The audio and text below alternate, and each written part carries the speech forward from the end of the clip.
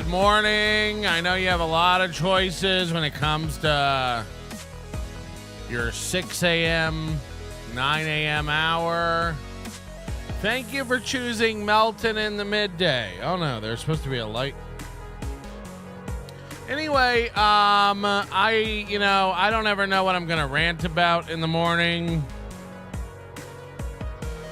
But about 20 minutes ago, I was taking a shit. And Earl Skakel sent me a message, and I was like, great. Now I know exactly what I'm going to yell about first thing on my show. And I don't know if you're ready. Like, you don't deserve it. You know what I mean? You don't deserve yelling.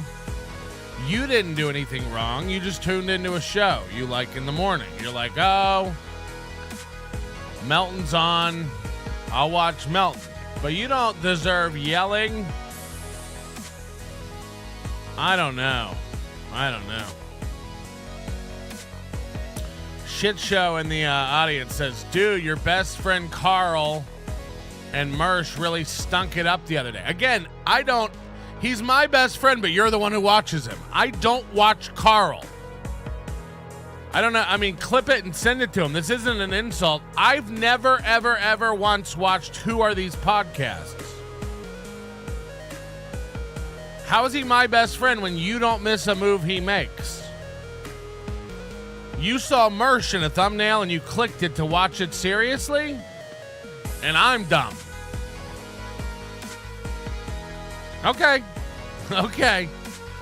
I mean, again, everyone else is tribal as fuck, and then you project that onto other people like, wow, Melton and his best friend Carl. I don't know Carl.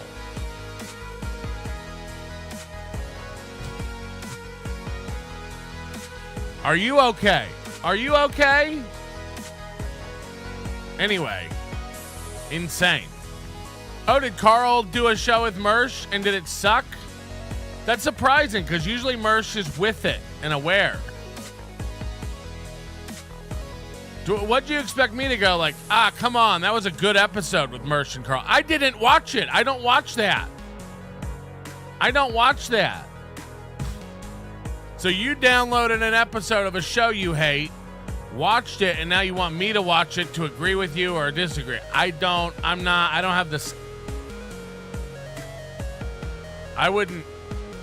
Even again, like all I watch is clips of Who Are These Podcasts. I wouldn't click on one with Mersh in it. I wouldn't. Are you okay? Yeah, Mersh sucks. So why would I watch that? Anyway, welcome to the show. It's Tuesday. It's a fine Tuesday. Hit the button. We did a bonus show yesterday for members. It's on the Overdose Lite. It'll be on Overdose later this morning. Go ahead and click it. All these idiots pretending they never watch anyone's show is so cringe. I mean, again, that's you, man. That's you. And you're also like taking Chad. You know, Chad says that kind of stuff, and it gives everybody a bad name. I tell you what there's no lying.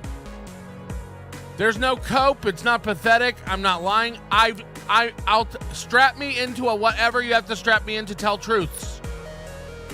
I mean this when I say it. It's not a cope. I watch Chad almost every time he's on. I haven't watched MLC in quite a while. I watch pieces of it here and there. These are facts.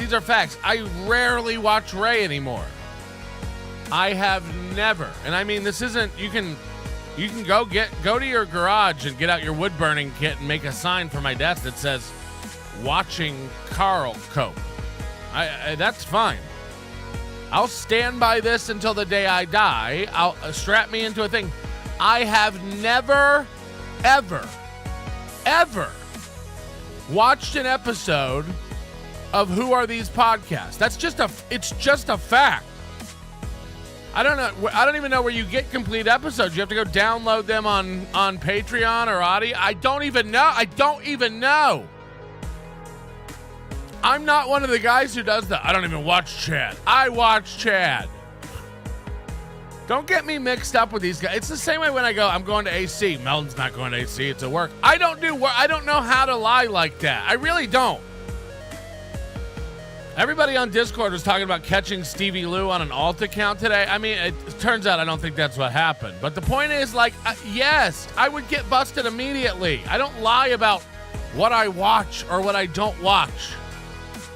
I don't lie about having an alt account. I just post. I'll never, and I mean it, ever be caught posting on an alt account because you know why? I don't do it. So I have zero worries about it. It's just true. So get mad about it, get upset, think I'm lying all you want. It's very easy. If I watch something, I'll tell you I watched it. If I don't watch something, I'll tell you I didn't watch it. Hit the like button, huh? We're doing it. No, I mean, it's just, look, I get it. I know everybody's default in this world is to lie about everything. I'm telling you, I know I'm not that good. I know I'm not smart enough. I'll get caught. I'll make a mistake. I'll go like, I've never watched an episode of Carl's show, and then immediately I'll go like, so I was watching this episode of Carl's show the other day. I don't even know where you would get it. I don't think he puts full episodes up on YouTube, does he? It's just clips. So I'm not worried about ever being busted in this lie of mine where, oh, Melton says he doesn't watch anything. No, I watch all kinds of stuff. I just finished Entourage again on HBO. I watch stuff. But like, I do get it, man. Everyone you watch is a fucking liar. So everyone assumes I lie about everything. I just don't. I don't have a stigma around it either. I don't have all this energy and negativity around stuff either. It's like, yeah, I mean, Merch is funny to watch fuck up. I don't know Merch. I don't have any real animosity towards Merch. He's funny to watch, lack of self-awareness. That's what's funny to watch. So it's hilarious. He was on WATP, I guess, and people are like, he sucked. He was good. He sucked. He was good. I didn't see it. I don't know what you want. I know you want me to have seen it and then lie about seeing it and then be like, no, Carl rules. I just don't. Look, if you want to send me a link and have me look at it and watch it live, if I put on the episode of Carl with WATP and put it on live and we watch it, are we going to go, this is the worst thing ever? Or are we going to be bored? I have a feeling we'll just be bored. I don't know. Get out of here. Anyway, welcome to the show. Happy Tuesday. Hit the like button. I'm going to do my best today. I've laid out a show for us today that keeps us as far away as possible from the Dabbleverse. I don't have anything on my lineup today that could be considered Dabbleverse. Except for Steel, if you want to count Steel Toe as in the Dabbleverse, I don't really. But a little bit of Steel Toe, and then we're gonna move on to fat fucks today. We're just gonna talk about fat people and food, and have a good time. I just want to see obese women dealing with their smells today. That's what I'd like to deal with. Can you come with me?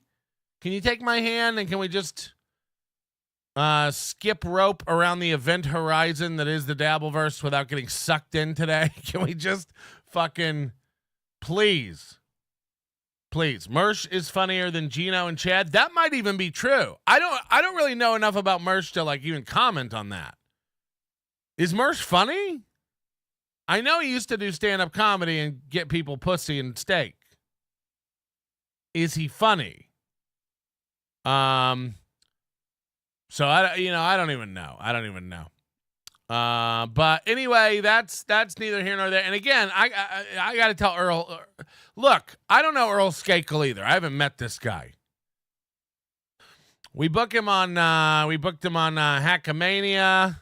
I'm excited to have him out. He's a roast battle legend. We'll get him to do some jokes on the comedy show. But, Earl Skakel's whole thing is like calling into the show and going like, will there be any pussy there? Where's all the pussy? He comes in the chat room. Where's all the pussy? You know, it's like his shtick to be how old are you, Earl? 50? I don't know, 50-year-old guy who just can't get enough pussy. He's insatiable. He's ravenous. And this is like his bit. But then there's like off stage, private Earl. And I wish I was kidding. 2 times a day, he private messages me, you got to get some gash at this thing. That's the message. Now, again, I've never met the guy. I don't know him from jack shit. And calling in and going, will there be pussy there? Or busting into a chat room and going, where's all the gash? Sure. Some of 2002's best comedy. Privately, though, this is where I start to get little worries about people privately. Messaging me privately multiple times a day, you got to have pussy at this thing. Will there be gash? I hope there's pussy at this thing. Daddy needs to blow it out. Is there going to be pussy? Are we staying downtown? I'll be at the green door. Where's the pussy going to be? It's like, oh, maybe it's not a character. Maybe we're dealing with a 50-year-old man who can't stop thinking about pussy. And then you venture into the, like, is this a medical condition? Is this really like an oversexed kind of guy who needs to be checked into rehab? Or am I dealing with a mentally ill man? Again, I'm 44 years old. So without bragging, I've had all the pussy. I've had it every flavor, every kind. Bumpy ones, smooth ones, hairy ones. Kind that'll scratch your car. Or get stuck on food off plates. I've had all the pussy. I don't, it makes me uncomfortable when an older man can't stop messaging me privately about gash and pussy. Now again, I look forward to Earl Skakel at the event. This should be great. And if that's your bit publicly in chat rooms and stuff, I don't understand why I have to get private messages that are like, you got to get gash at this thing. That was the message this morning at 4 a.m. You got to get some gash at this thing. Now, I don't know what I don't know if he thinks I'm on the other end going like, yeah, he has some gash at this thing. Or if he thinks I'm bringing out a pen and writing down, Earl needs gash at the event. We'll put that down for the green room. Either way, this is me publicly and privately saying, enough. This is it. I'm 40. This is insane behavior. Find other friends to send around pictures of boobies and talk about gash. I'm not even kidding. Enough private messages about that. 2 a day. Will there be pussy? You got to get pussy. You got to get some gash. I'm married. I don't got to get pussy. I don't got to get gash. It's not a fucking, it's not a trout pond that I have to stock for you. I mean, it's getting wild. So I don't know how to say this, and this is not a bit. This is not a work. Enough of those messages. Will there be gash? I'm excited. There has to be pussy there. Let's go. Let there be gash. It's like, again, it just, I'm too old for this. And I don't know what causes it. Again, undersexing or oversexing. Either this guy hasn't had enough pussy or he's got so much pussy, he's got an appetite that needs to be fed. You know, I don't want to find out what happens when you stop shoving logs into the wood chipper. Daddy needs his meat. I mean, it's too much. It's too much. I'm not that kind of guy who wants to sit around and talk about gash. I'm not. So, wow, wow. I don't even know what to say. This isn't a bit or a work or a joke or a fun. This is none of that. It's just odd to me. Hello?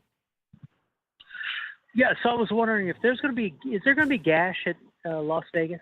I mean, I don't think you're judging by your voice. I don't think you have to worry about running into any gash. Sorry. Excuse me. Are you? Can I get a little of that? What's that back there? Is that gash? Could I get a little bit of that? Not too much, but gash. Earl needs a fidget spinner. Yeah, I don't know what he needs, but I'll tell you what he definitely needs. Another phone number to text about gash. Because I'm about stocked up. These are private messages. I'll pull them up. I told him thank you. I needed something to rant about this morning. I need to release. This is a message from another man. I need to release. I need to blow it out. Get some gash at this thing. I'm staying at the Green Door.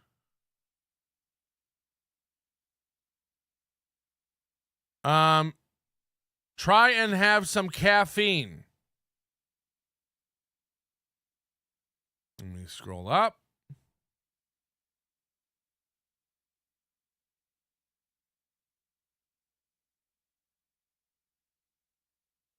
Oh, then he wasn't on the we have the drawn characters on the poster. We actually have an Earl Skakel that was drawn too. But we have the drawings of the people on the website, the poster, and all this stuff.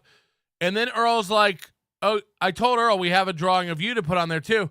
And he starts sending me headshots. And I'm like, what are these for? He's like, for the poster. And I was like, the poster is illustrated versions of us. And he's just like, yeah. And he just keeps sending me photos as if I'm going to take a photo of him and just stick it on with the illustrated versions of the rest of us. And then I'm like, Earl, they're drawings. We'll get it done by the same artist that did the other ones. Oh, okay. And then he just keeps sending photos. It's like, how do I unsubscribe?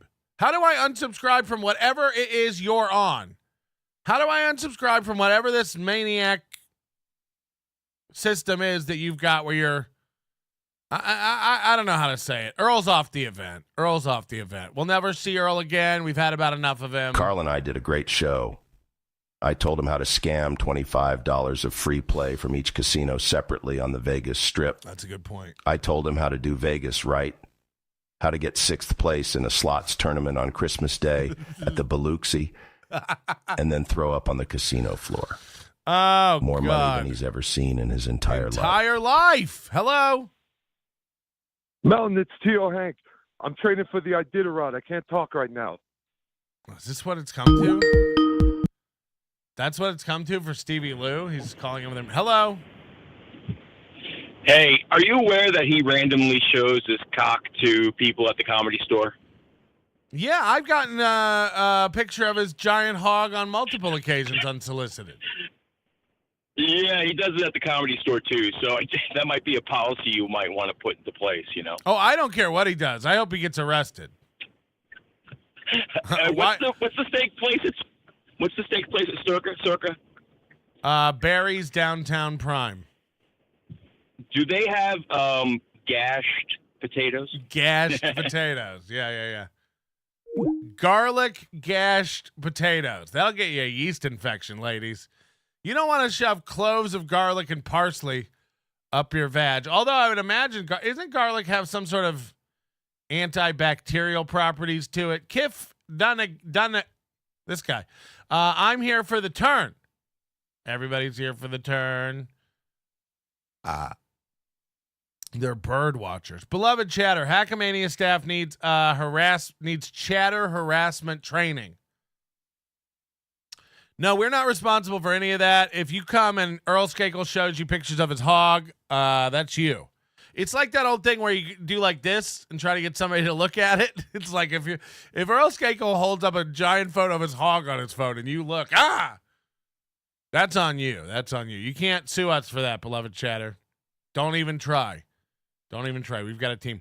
T.O. Hank, Melton, you're a poor. You don't have round ice cubes. What are you talking about? I got one of those Samsung fridges that makes the cocktail round ice. What are you talking about? You know it's fucking gay to comment on another man's ice situation when you don't even know. You don't even know. Oh, you're judging this? You're judging this? You're judging these cubes? Please. This is out of my second ice maker. And you know what? I was thinking about getting an ice maker for upstairs in the studio. Just an ice maker. Not even a fridge. Just an ice maker. But then I was like, I don't even really drink that much. So maybe I won't.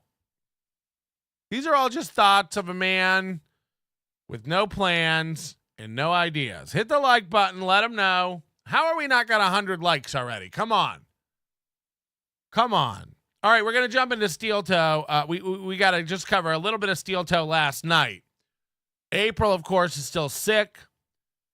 After a banger of a show yesterday where Mooby got a $100 super chat. And I really got to explain, the $100 super chats are dry across the Dabble world. So, the days of the red chats popping up, and not talking about the super stickers, of course, but the reds, the $100 chats. These are few and far between for the creators. And who knows if this is just the first quarter blues and things will ramp up as the summer comes and the tax returns hit. Who knows? I don't even know. But yesterday, Mooby got himself a $100 donation from someone. And it for a guy who's used to making $30 a show now, this really ignited him. This really sparked something over there. And now he's actually calling out for $100 donations. But April's sick, so Mooby had to get Matt. And I don't know, I'll tell you this about Matt. He never had it. Matt never had it. Matt is the definition of a schlub with a day job who thinks it might be cool to do radio, but he doesn't really have it in him to commit. He doesn't have the talent or chops. If possible, he's more simple-minded than Mooby himself. He doesn't know anything about the comedy world or radio. You can tell at one point, they're talking about Tim Dillon, and the guy doesn't even know who Tim Dillon is. Now, granted, if you asked 100 people at the shopping mall who Tim Dillon is, 99 wouldn't know. And I know that's hard for people in this sphere or who like comedy to even get. No one knows who Tim Dillon is. Nobody knows who Tim Dillon is. This is kind of a fact, too. You ask 100 random people in middle America who Louis C.K. is. They don't know. We have this in our head that these are like household names. Everybody knows Dane Cook, Louis C.K. They don't. It really, unless you know comedy, you're not really into this stuff. So Matt is just one of these kind of basic guys. Not only does he not know anything about comedy or the broadcast world or what's going on in the Dabbleverse, he doesn't even listen to Mooby. You can tell. They're friends who used to be friends but aren't anymore, but they kind of stay friends, and Matt comes and fills in. Matt thinks it's really cool that Mooby has this job and makes a living online, but he doesn't really understand because he's not really in it that Mooby's a failure. Mooby's not making any money. At one point, they offer Matt all the money over $250 or something, and it's just like, oh boy, do they not? They don't understand. They don't make $250. They don't make $250. So the other part of the dynamic you have here with Matt and the Moobs, my Matty and the Moobs. The other problem you have with these two is when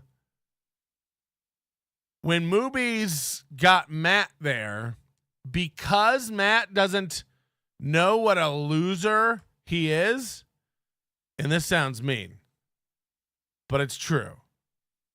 Because Matt has no idea what a loser Mooby is, Mooby gets to act. And he gets to put on his professional broadcaster costume.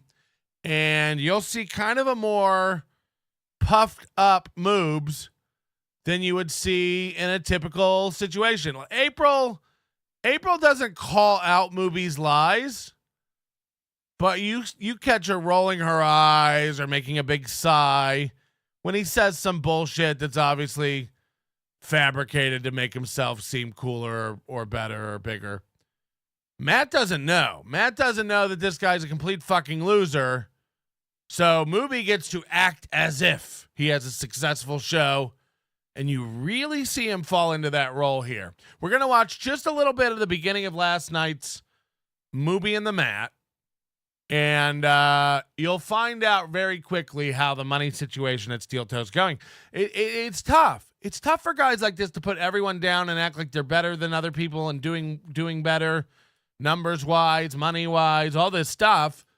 And to constantly remind people that they're on the verge of breaking, they need your help, your donations matter. It's kind of like a disconnect. But guys like Chad and Mooby have to walk this line of being a victim and being the bully, or else it all falls apart for them. Crowdcat, $5. If you put garlic up your gash, it'll discourage vampires from blowing it out. That might be true. Willy Nilly, Steel Toe Morning Show said numbers are shit because of his title. Holy shit. Can you email me a timestamp for that? Yeah, we're not getting the views we used to because of the title. Everything we've made fun of, just like when we made Chad by a couch or Kate Meany by curtains, everything we make fun of Steel Toe, he's changed about his show. The goal, the singing, the plate rattling, the can, Shaka. You know, we make fun of it, and then he goes, wow, this guy's making fun of us for doing that? What a loser. And then they stop doing the thing we made fun of, completely validating it. Here's the beginning of last night's show and my favorite puffed up movie, because he really gets to play radio to Matt, because Matt doesn't know what's going on. His wife knows he's a loser, so he puts his feet up and doesn't really give a fuck. But when Matt's there, he's got to play real radio guy, because Matt remembers back when Movie was somebody in a radio station. And Matt thinks Movie must be doing better now. He does it from his house, like Rush Limbaugh. All right, here we go. Show. Yes, this is what I sound like tonight. Sounds raspy bedroom voice. A little better than this morning. Not really. No. Worse than this morning. I think you nailed it this morning. It's the dry up vagina voice. I'm trying to make so many pussies dry.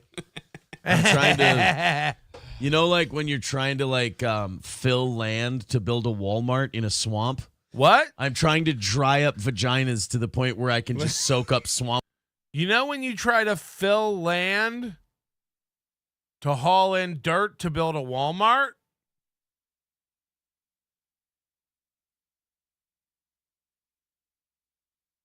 No? I mean, what was this analogy? You know how when you try to fill in land to build a Walmart? Like when you're trying to fill land to build a Walmart in a swamp?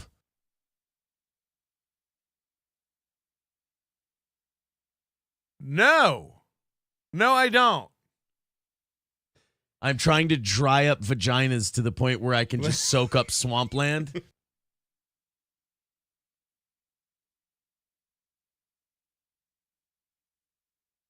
Sorry for the silence. I'm really You're gonna like the way you look. He heard about dry vaginas, and then he said, you know how when you try to fill in land to build a Walmart in a swamp? I'm trying to dry up all the vaginas to soak up the swamp.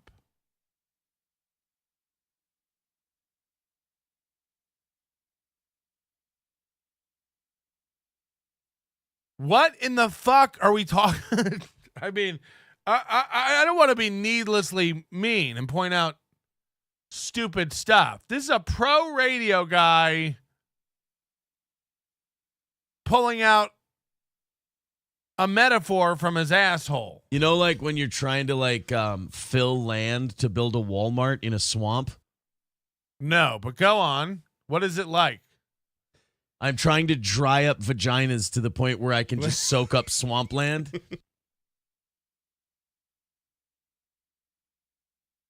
Hold on. So you're bringing the dry vaginas to the swamp and then using them like the quicker picker upper? I mean, what are we? I'm trying to picture what he's picturing. Like what? How does he think this is going? And I can Beloved Chatter says vaginal terraforming is controversial yet effective. Ah! build a Walmart. Are you referring about the Walmart that over yeah, here? yeah, the one. I in- hauled dirt into that to be built. I know Right. exactly what you're talking about. That's what I'm trying to do. I'm trying to dry up pussies so they become dirt claws. When people say that all the pussies in the room are dry because you're not sexy, do you think that they were soaking wet before? That they were dripping onto the floor? Do you think that's the natural state of a vagina? Now, I had a girlfriend one time that was her natural state. She was wet 24/7. It was crazy. But aside from that, you know, her medical issues aside, in this weird metaphor, the vaginas are dripping wet. They're soaking wet, and he has to get them bone dry. When that's not really what they're basically saying is you would never make a woman wet with this topic or this talk or this voice or whatever it is. It's not that they're dripping wet and you have to totally reverse it and get them dry. And I can drop them in a swamp and make a shopping center. I literally hauled the dirt in there that Walmart sits on. Yeah, that's what I'm trying to do. Well, these two are off to a great start. It's like they never split up. I know. Except I know the instead struggle. of instead of dirt, it's just dried vaginas. And I'm just trying to dry them up with my Just voice. I love too when like unfunny people don't really have anything else and they just keep rephrasing the joke. Yeah, so in the pit it would be dry pussies instead of dirt.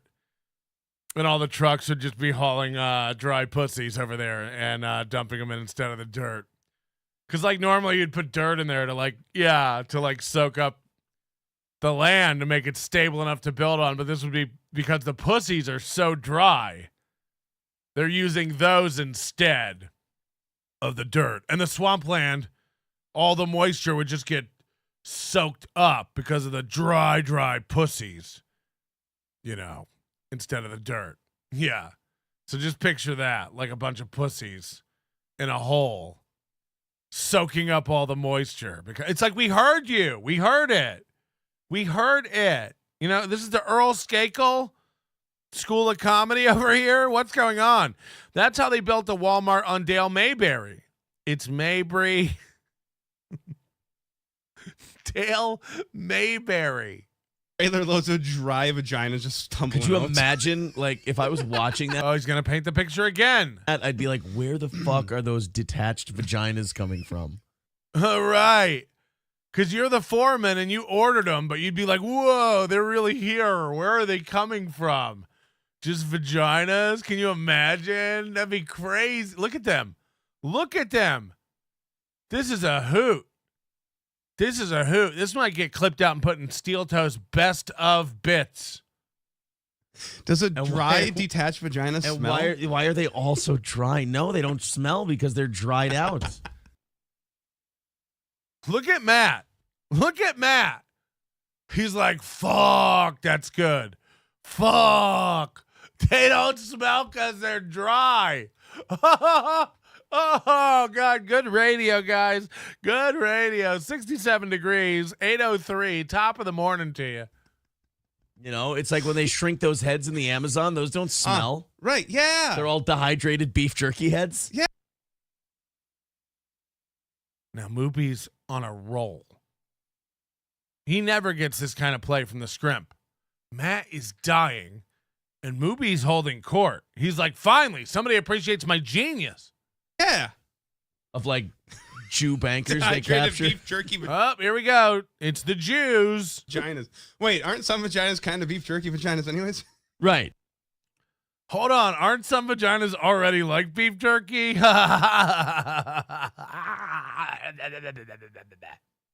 We'll start with those. We'll start with those. It's easiest to make those into beef. I need Matt next to me, just basic laughing at everything. Yeah, They already exactly. half are. So welcome to the show We're going to do some shit tonight. You ready for some shit?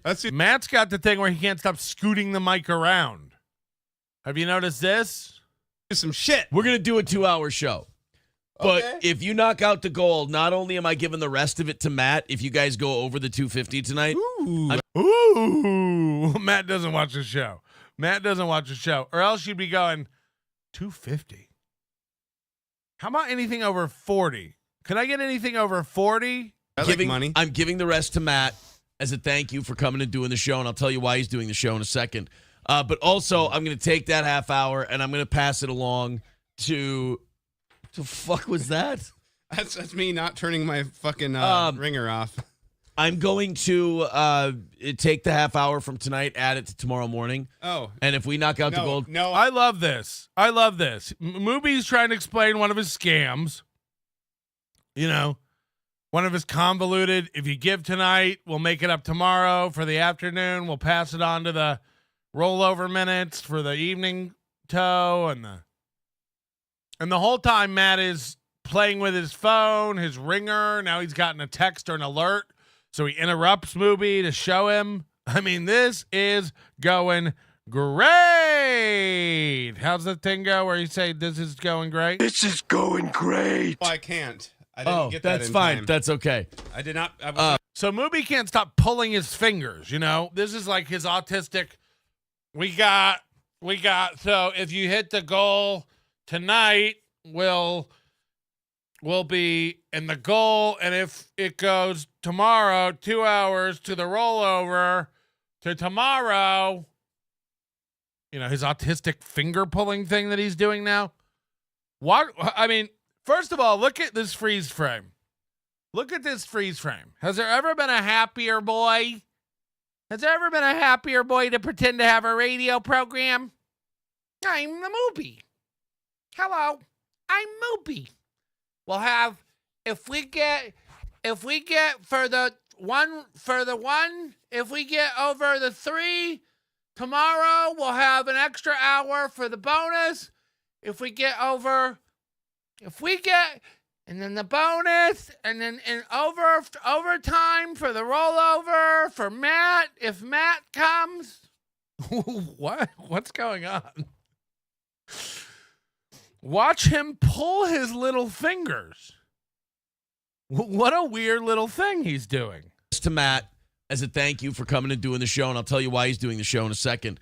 But also, I'm going to take that half hour, and I'm going to pass it along to... The fuck was that? That's me not turning my fucking ringer off. I'm going to take the half hour from tonight, add it to tomorrow morning. Oh. And if we knock out the gold... No. Take the half hour from tonight, add it to tomorrow morning, and if we make that and we get the bonus, then we'll head over to the... I can't. I didn't get that in that's fine. time. That's okay. I did not. Here he is, pulling those fingers. I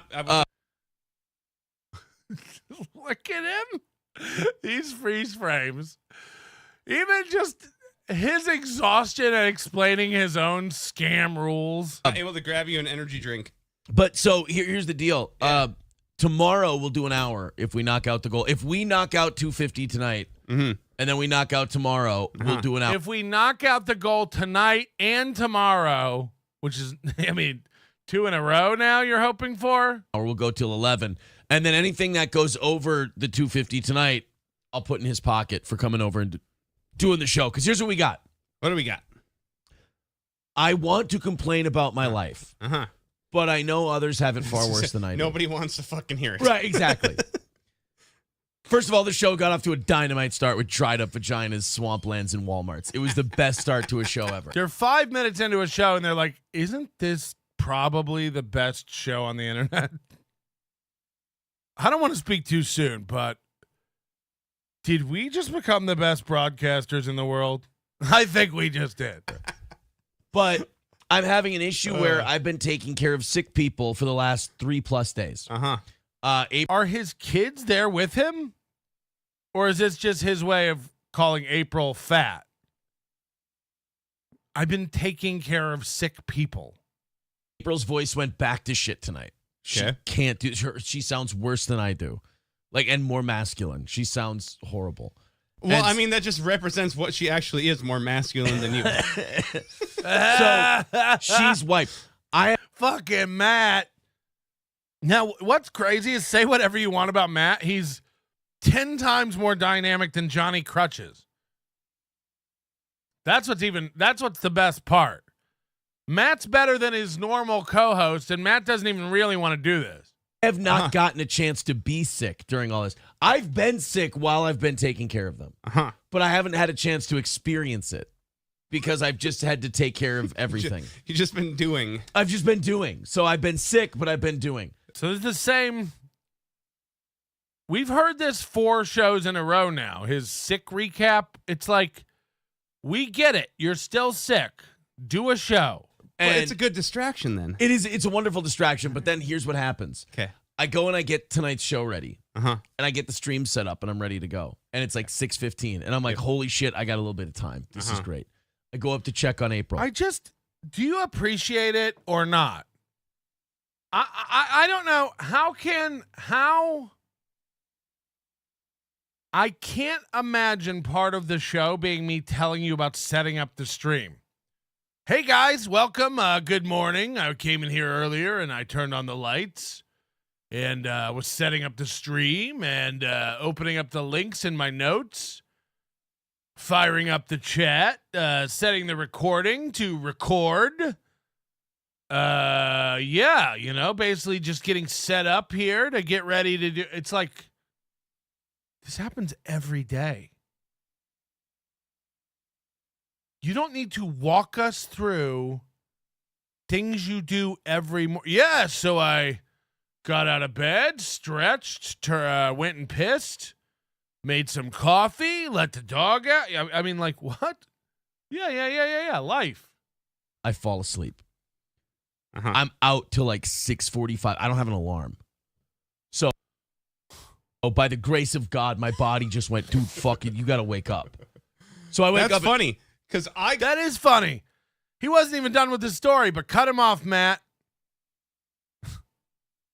got here at 6:50. Look how upset Movie is he got cut off. Because Matt has no broadcasting chops, but Movie's upset. He just got fucking cut off while he was holding court. Can we watch Movie's face panic here? Like, I wasn't done with my cool story. Watch this. Oh, God. Watching this pro radio guy learn how to do radio has been one of the greatest pleasures of my life. I go up to check on April. I fall asleep. I'm out till like 6:45. I don't have an alarm. Watch him interrupt him and watch Movie be like, I wasn't done with my cool story. So by the grace of God, my body just went, dude, fuck it, you got to wake up. So I wake up. That's funny because I got here at 6:50. Look at Movie panicking. It's not funny, Matt. The story wasn't done. 7. You're like, Yeah. oh, get here at like 6:45, 6:50. I'm would've trying to woken swipe me my up. card at the gas pump 4 fucking times. It keeps saying declined. Oh, do I know there's money in that account? Then I love people who get their card declined and they keep trying it. What do you think's happening? The computer and bank are making an error, and if you ask again, maybe differently, they'll go, oh, never mind, there is money in there.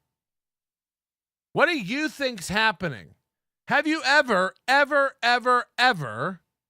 swiped a card, had it come back declined, swiped it again, and then had it go through? It's never happened in the history of life. So the fact that poor losers even have as a knee-jerk reaction to say the words, can you run it again? Yeah. The money. Did you get a direct deposit in the last 3 seconds? It's not going to work. It's not going to work. It's not coming back. No connection to bank. Ask again later. It's not coming. It's saying declined.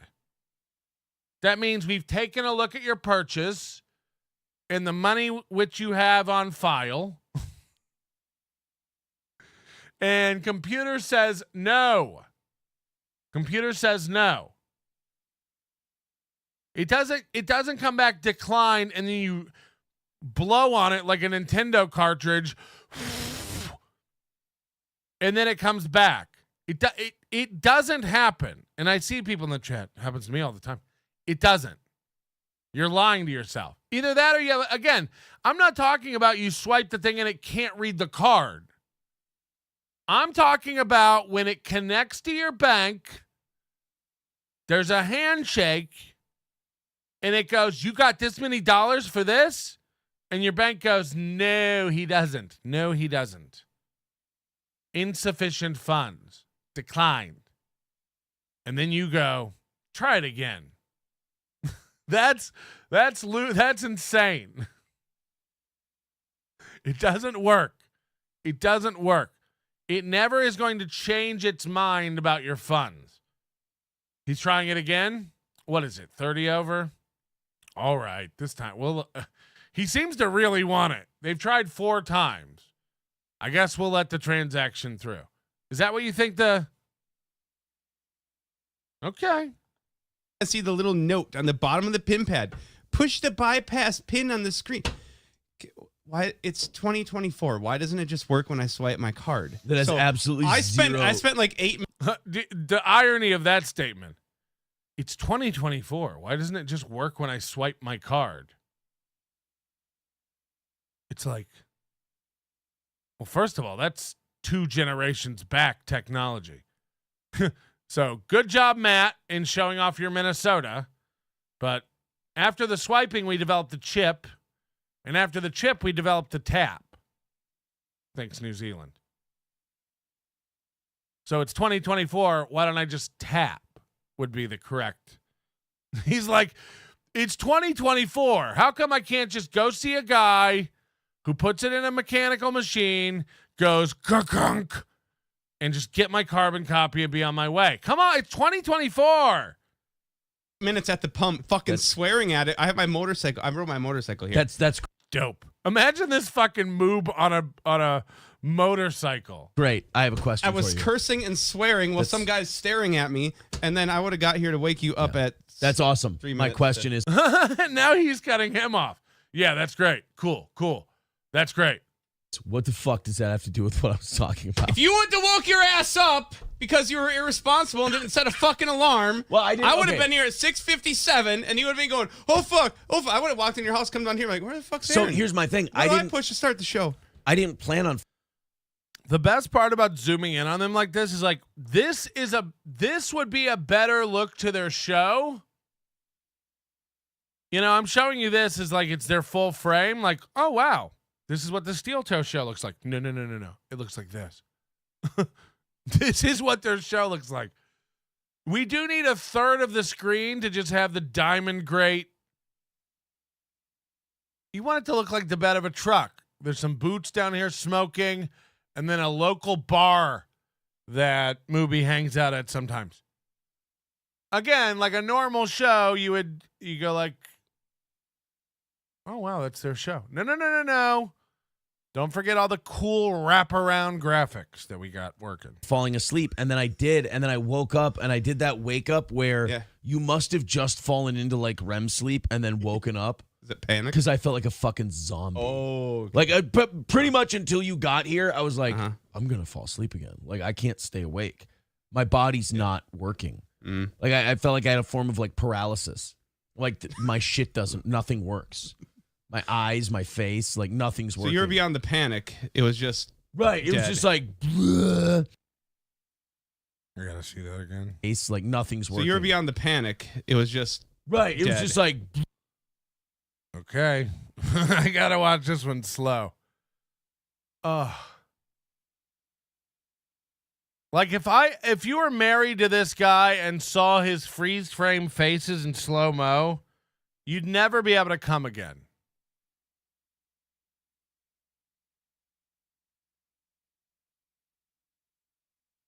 And again, I know this is the lowest form of comedy, but is it?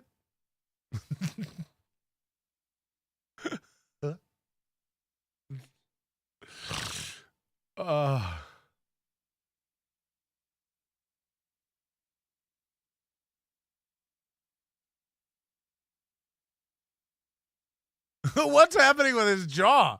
Look at this. Look at this. What is that? What is that?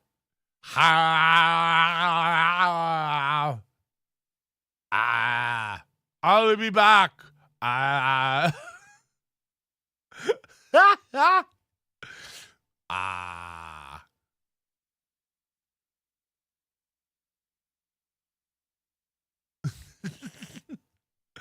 I know we can do better, but I don't want to. Never going to fix itself because I'm like, you've been taking care of sick people for the last 72 hours. He can't stop telling you about the sick people he's been taking care of.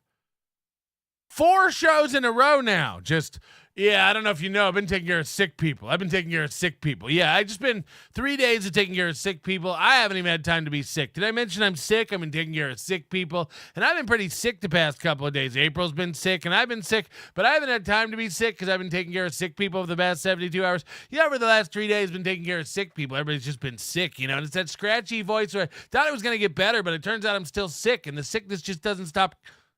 April was supposed to be good to go today. Her voice took we heard you.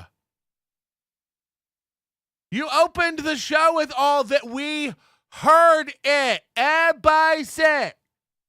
Everybody sick.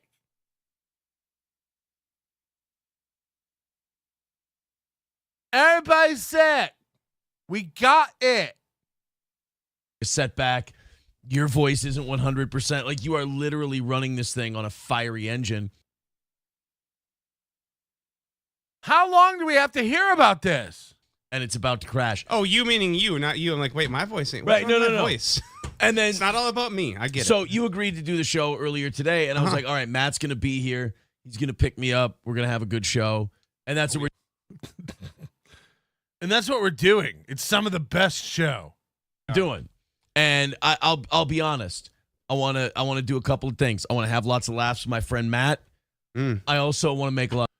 I like when you put that down on paper. Like, guys, we got a lot of stuff to do this morning. There's a couple things I want to do, all right? I want to have fun with the chat. I want to have fun with you guys. And what did he say? I want to make love to April? A lot of money tonight. I want to make a lot of money tonight. Wow.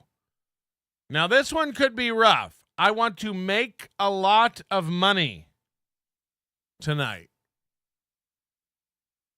Now, we've seen John's Neglected Cats totals for this program. They made under $500 last week.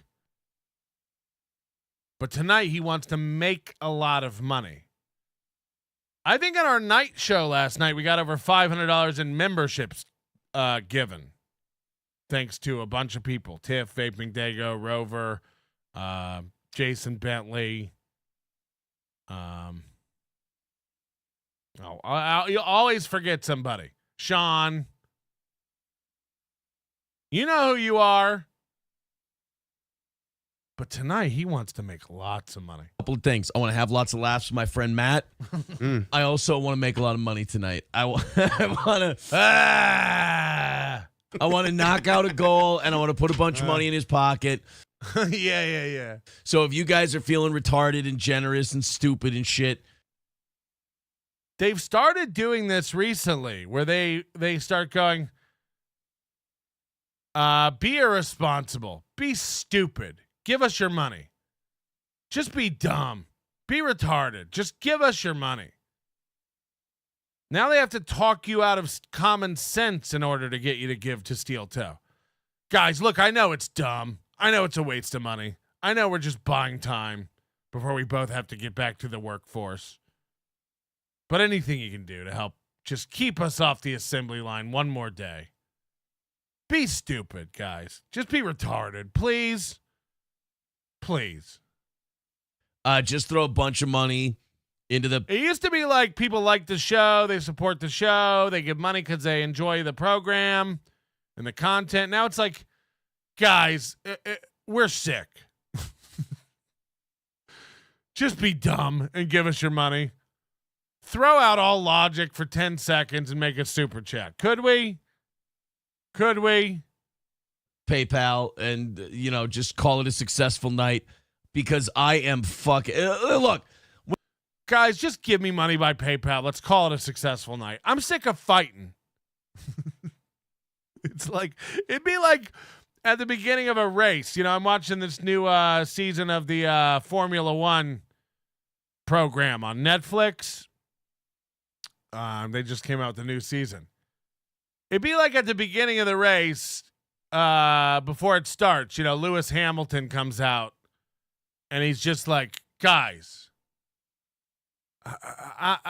I'm not feeling well.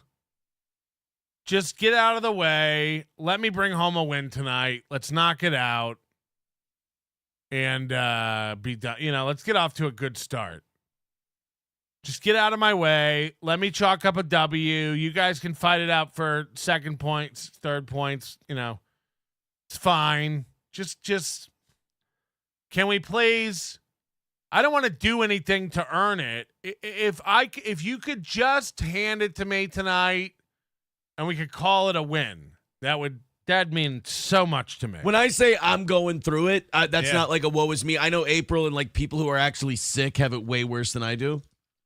But I am just like, it's been. Hold on, April's sick? Kids all weekend and taking care of sick people and doing shows and everything else. And like. And then it's always like the same things you and I have to do. He's like, yeah, between like taking the kids to school and like doing shows and then like, you know, the weekend. It's been a lot, guys. We're really going through it over here. It's like, You have to be sitting at home as a normal, you know, as not a radio person, not a person with a cushy job. I'm not delusional. It's a privilege for me to wake up, albeit early, every morning at 4 a.m. There's a lot of people, my father included. I worked with him for an entire summer. He used to be a supervisor in excavation projects. We used to have to get up at 4 a.m. and go out to construction sites and literally dig ditches and lay pipe and build roads and foundations for buildings and stuff. There are real jobs that require real effort and real input, real sweat equity. So to act like this is, guys, we've been going through it. It's like Steel Toe has never gone through it. Let's not, I'm not under any delusion that what I do is harder than what you do. I literally come down a hallway, flip on some equipment, sit down in a chair and talk. It's almost, and not it is, but it's almost the least I could do. I don't have to go anywhere. I don't have to put on pants. I technically I could leave right now if I wanted to. I don't have to wait till a time to clock out. It's one of the easiest jobs. You're privileged to do it. You hope that when you do it, people support you and give back. This thing where you like don't want to do it, you don't put any effort in anymore, you don't try, you don't plan shows, you read chats, you put your feet up, your wife gets nude, you can't be bothered to do your hair or your makeup or plan anything for your program, and then you want to walk in and go, could we just, guys, I need 500 today. I need 500 today. I'm going to do a great show. I always do. I've never not done an amazing show. Could we just, before I start, could we just knock it out today? Could I just get to 500? Like, could we just chalk up a win? I'm going through it. No one has it as rough as me. It's like, it just doesn't, it sounds fake. It sounds phony. It doesn't ring true. And then, like, God forbid you ever are actually going through something rough. You know, it's not, I'm not saying that he's immune from actual problems, but will we ever believe it if something real does happen? No. He just doesn't want to put in work on his show and wants you to give money for nothing. Hello. Hey, guys. Hey, man, this is Jared. Oh, boy. You hear me, bro? Yeah, we hear you. I'm in the hospital, man. I got shot last night. You got shot? No, I got shot last night. Yes, sir. Around midnight. Are they going to put you down? You know what, bro? They tried, didn't they? Who shot you? He What was do you on my mean? flight. Who shot you? I was in my RV, standing up in my kitchen sink. So the RV facing north, I was facing west. There's a road about 30 feet. A car pulled up and it's loud ass boom. Damn, through the RV, they got me in my side. It went all the way to the other side of my body, like in the middle, down by the bottom of my rib cage. Well, maybe you'll think about it before you talk shit about Nobody Likes Onions again. But hey, man, I just want to let everyone know I'm okay. Yeah, we in were the hospital. We were all worried. Can I talk to the doctor? Okay. I'm not joking. They can't talk to me. Is the doctor? Is there a What are you doctor gonna or a nurse I could talk to? Maybe he's bringing me some pain meds. Hold on one second. So yeah, man, dude, unreal. Hey, my friend has an internet show. Can you talk to him for 30 seconds? My friend has an internet show. Can you talk to him for 30 seconds? He can't do it.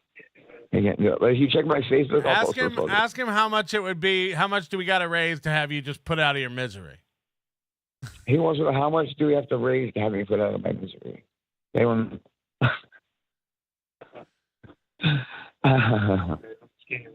Yes, sir. He's scanning my wristband. He's getting me some pain meds. I think he gave me fentanyl. Your wristband. They gave you fentanyl? He said he sure did. Right. Yes, last night. I said, give me that lie. They said, we're giving you fentanyl. Well, look, I mean, man. fentanyl has a ton of actual medical uses. It doesn't have to be crazy. Yeah. I'm at what's the name of this hospital? Fucking hell. All right. Die, Jared. Thank you. What the fuck is going on? I really was going to ask the doctor, like, do we have to bring him back? Do we have to heal him? Jesus Christ. I get it. I understand. To all the people who like work a real job. This is just what I was just saying. They're like, yeah, welcome to just having life. Yeah. I get it. Only Mooby has to put his watch on because he did it too tight in the morning. Like a little boy. Sorry, guys. I put my watch on too tight. I put my Casio watch on too tight. But then on top of that, I entertain you. It's an Indiglo. So throw a couple of bucks in, be retarded. If you're like, hey, look, he's still fucking with his watch. It hurts my wrist. My watch hurts my wrist. They're too sensitive. And I've been thinking about giving Steel Toe $100 recently. Whoa. Okay, so he got $100 that morning. It was the first time. Again, I don't remember the last time somebody gave this program $100. It's just been a minute. It's been a minute. The hundreds have dried up across the board. And yesterday, somebody gave Mooby $100 in his chat. So it's fresh on his mind. And listen to what he says here. They're like, yeah, welcome to just having life. Yeah. I get it. But then on top of that, I entertain you. So. Yeah, that's free. We don't have to give you any money for that to happen. It's like NLO. I hate to ruin the secret. I'll be here whether or not you give money. I'll just be here. So I'm not going to like guilt trip you. I entertain you. Where's my dollars? Throw a couple of bucks in, be retarded. If you're like, hey, man, I've been thinking about giving Steel Toe $100 recently. Fucking go for it. But that sounds. If you've been sitting at home, have you or someone you know been sitting around thinking about giving Steel Toe $100? Be retarded. Just be retarded and give it. In his weird fantasy, you've been sitting around thinking about giving Steel Toe $100. Come on. I know some of you out there have been thinking about it. So throw a couple of bucks in, be retarded. If you're like, hey, man, I've been thinking about giving Steel Toe $100 recently. Fucking go for it. I have. You know what? Now that you mention it, it's been running around in my brain for a while thinking about giving Steel Toe $100. Today might be the day. But that sounds retarded and dumb. Be retarded and dumb tonight. That would be cool. That would be cool. If you got so retarded you gave us money, that would be cool. Knockout 250. Like I don't even. We'll do an What's the strategy here? extra hour of overtime somewhere, and then everything. If you knock out 250, we'll do an extra hour of overtime somewhere. That goes over 250 we're giving to this guy for coming out and doing the show tonight. So thank you guys. very, very much. Let's get down to it. Let's go into the chat. Then we've got a bunch of stuff to talk about. Bouncing Toast becoming a member for his 21st month. Says, who the fuck is that guy? This is Matt. By the way, if you're... Go ask Laundry Room. He'll tell you who the fuck I am. I got a problem with Laundry Room, by the way. We'll get to your Plum's laundry room. Just hold on. All right, fine. We'll... Can't even understand this guy. For those of you who don't know, who aren't from the radio days, Matt was one of the co-hosts on the old radio show. And he... What is wrong with his hands? Yeah, so those of you that don't know, Matt's an old host from the radio show, and we've been, if you've been listening for any amount of time, that'd be cool. Give us money, that'd be cool. And yeah, so if you don't know, like, what is he doing with his hands? This is a malfunction. If you send it back to the factory, this one's broken. He also did the Savage Thoughts podcast, which got us almost banned from Twitch. Love the Savage Thoughts podcast. Once. So don't worry. No, I did for 3 days. Right, and then I finished it off. God damn it, Matt, you know better. A couple years later, yeah. Make sure to not give Matt your AIDS. Here's the thing about whatever illness I have. I think it's over. I think I'm just dealing with a burnt-out chest and throat from coughing. Sunflower seed hangover. I think I'm fine sickness-wise. It's just all the running around. And then here's the other thing when you're taking care of sick people. Like, Did you know he's been taking care of sick people? Sick people? Jesus Christ. Think you're eating well? I'm just eating shit. Yeah, you're just snacking. I woke up yesterday. I was down to 213. And so yesterday I just took it upon myself. Like, when I dropped the kids off, I got Dairy Queen. And, like, I'm just eating garbage. He's eating Dairy Queen. That's upside down right thick. I gained like 3-4 pounds yesterday. That's not going to help. Yeah, no, it's not. So he's sick, and he's just stopping off for ice cream and some of his milky favorites. I don't know about you, but when I'm sick, I need a banana split. I've been tearing up chocolate sundaes, caramel sauce. Oh, it's so bad. I've just been getting chili dogs. I've just been pounding chili dogs and eating root beer floats. I fucking went out. I went out and got like what is it? Five Guys. Yeah. It's fucking brutal. Just a fat bag of shit today. Oh boy, it's remarkable. What the fuck? Thank you to Balls Deep for gifting a membership to Taste Fairy. D. Gulag says it's Matt, Aaron's better looking brother. That really hurts my feelings.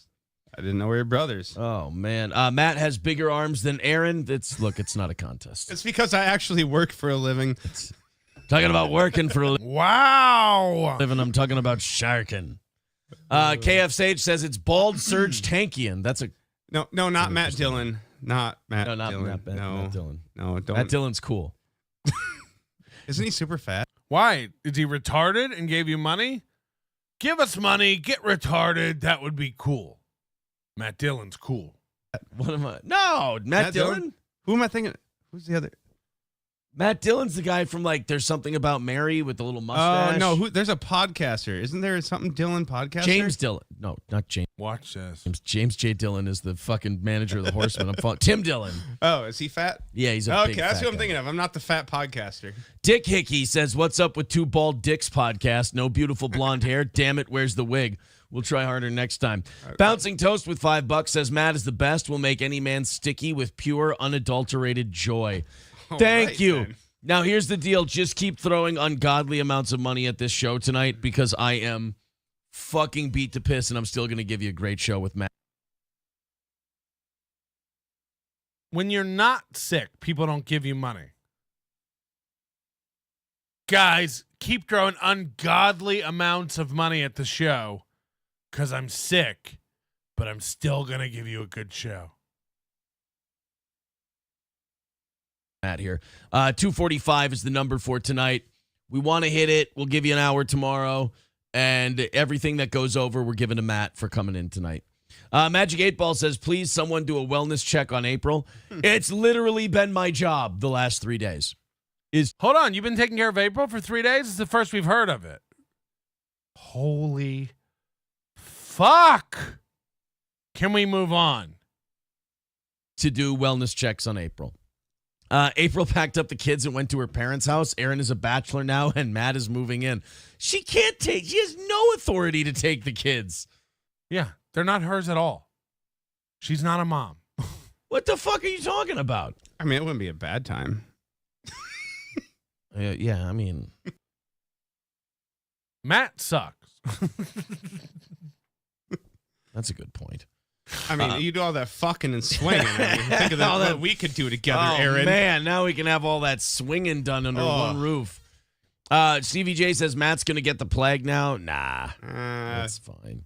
Again, all these comments are the same. Don't give Matt your gay AIDS. Yeah, I think I'm fine. I don't think it's contagious anymore. Yeah, don't let Matt catch your cold. Oh, yeah, I don't think Matt will catch the cold. He's fine. Stevie J says Matt's going to get the plague now. Nah. They just keep changing the name. A cold, AIDS, the plague. It's the same comments. He just keeps reading them. Don't give Matt your AIDS. Ha ha. Matt better not catch your plague. Ha ha. Nah, it's fine. April's sick now. Please give. All right, don't let him catch the AIDS. Ha ha. No, fuck. No, Matt's fine. Though, but I am sick and I've been taking care of April for 3 days, so please give. Ha ha ha. You're going to get Matt sick and he's going to have to move in. Ha ha ha. Nah, I'm fine though. But I've been taking care of April for 3 days. That's fine. It's fine. I got vacation days. It's fine. It's like 4.5 weeks of them. Aristocrat King Yeti becoming a member for his 9th month says Aaron and Matt makes gash drier than Moses' feet. Whoa. It's like when you're building a Walmart. Trying to build a Walmart, homeboy. Holy shit. That's all. What do you? I made a joke about the worst callback ever, and then he made it. I don't know. Aaron is the Holy shit. gay puffed marshmallow man. Holy shit. Says Roots Calhoun. Fuck you, dude says good evening from He's not even commenting. Roots Calhoun says you look like a gay marshmallow man. Bowls Deep says it's just like he's not even commenting on him. This is his show now. 6 months later. Kansas. Oh, that sucks. I was depressed before. Say hi to Toto for me. Oh, good evening from Kansas. Why? Lie and say you're from somewhere cool. You live in Sauk Rapids, Minnesota. Why don't you lie and say you're from somewhere cool? Also, you just said retarded was cool. So I'm lost on what Aaron Emholt thinks cool is. Kansas. Like, what's in Topeka? He's making fun of small towns. He lives in Sauk Rapids, Minnesota. He's like, what's in Kansas? Topeka? It's like, that's a city. That's a city. Yours is Stonies and a red light. That's your town. Salvatore M. This is the guy who thinks I'm going to murder April and then rape her corpse. This guy's really interesting. Salvatore M. is not the sickest motherfucker on earth at all. No? Yeah. I like him. He's kind of a weird fucking guy. He's kind of like crazy obsessed with April and I. Yeah. And he thinks I'm going to murder her and fuck her corpse. Which, by the way, I want to point out, is a completely normal thing to think about two people on the internet doing a show. But you can fuck her while she's alive and her vagina is warm. Right. And that's what I would choose to do. So why would you want to fuck her while she's rigor mortis? What is he drinking? What are these drinks he insists on drinking? You know, their whole fridge is full of like shit I've never heard of in my life. Rasta Monster and all this stuff. See, and stiff and the vagina's cold. Dude, you're going to have to ask Salvatore M. That's his fantasy. I don't know. And his fantasy isn't even him being the one doing the killing and the fucking. He wants me to do it. He wants to whack off and imagine me killing and fucking a woman. That's a sick bastard. That's a really sick dude. But you know what? I like a guy that has given up on himself to that degree that that's who he's chosen to be. Like, he's like, I'm going to go on the internet today. And you're like, what are you going to do? I'm going to tell a podcast guy that he's going to kill and fuck his wife's dead corpse. And I'm like, and I think to myself and I go, and you know what the best part about that guy is? No. He thinks he's owning people. The craziest part is this guy has a dream and thinks it is possible that he's ever going back on terrestrial radio. He thinks it's quite possible that one day soon he'll be tapped to go back up to the majors. Now, I don't know if he ever really, truly had the skills to fill 4 hours on terrestrial radio. But I know one thing. He don't anymore. He's lost it. He's out of practice. He ain't good. So the idea that this guy thinks he's going to, like, what conversation from this morning could be used for an air check to get back on the air? The dried up vagina Walmart thing? The raping and killing your wife? Maybe the 9 times where you keep telling us your wife's sick. Maybe that would be allowed on air. Hello? All right. Thank you for not talking. Hit the like button. Let us know. We'd love to see your family down at the Dollar Tree. Okay. That's it for Steel Toe today. I don't want to dwell on it. We got a lot of fat people to make fun of today. Hit the like button. Tell a friend. It's time for the latest episode of Planet with a Palate. This one's called Lazy Dinner. And if you know anything about Planet with a Palate, they're all lazy dinners. So I don't know why this one stands apart. Hello. Hello? Hello? Great. Really great stuff. And here's the thing, 856. Just don't even try it again. You tried. You couldn't figure it out. Nothing you have to say could be very important. Don't even try it again. The beauty of, like, when people call in with failures like that, they'll try 9 more times. The best part too, they'll change nothing. They'll go, I couldn't hear him, and he could just hear himself back. Let me try again. Yeah, but don't change anything. Don't just call. It's like trying your credit card again. Maybe the bank got it wrong. Maybe I do have enough money, and the bank just looked at the wrong account. Yeah. Possibly. The great thing about Planet with a Palate, you see her girth sitting over there in the chair in the left side of the screen. We're supposed to believe that she has this yard and garden and never stops running around and growing things and picking things. You know, she's a regular green thumb.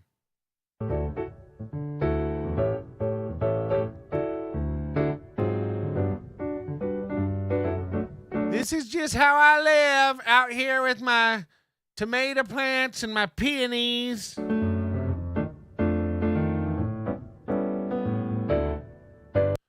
Everything she has growing in a 5-gallon bucket. This is like a redneck garden.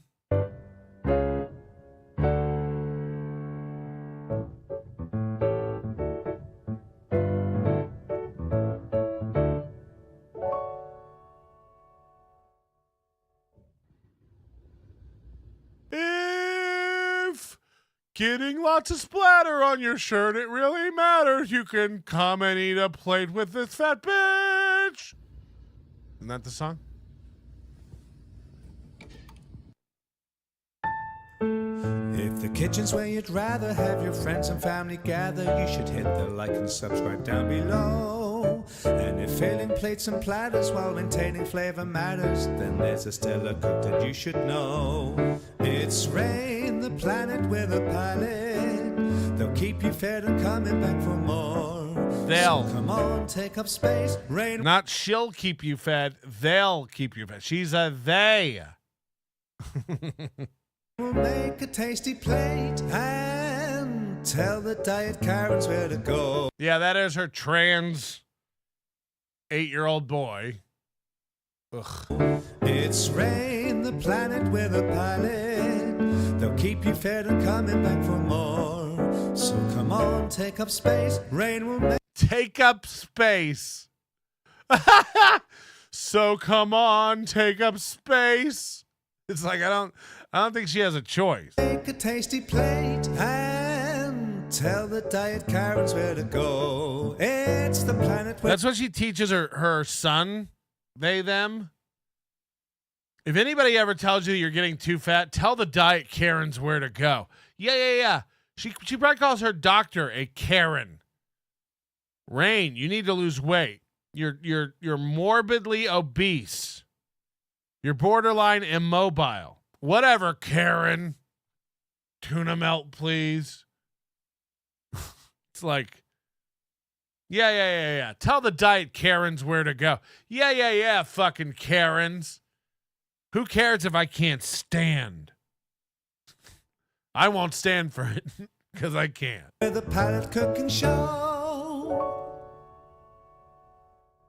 Hello, Planeteers.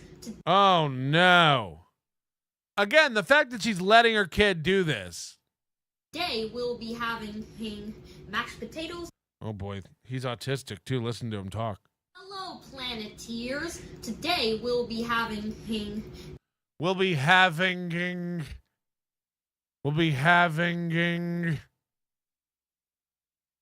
even want seconds on their suffixes. Today I'll be having... Sorry, went back for seconds. Mashed potatoes and... Meatballs.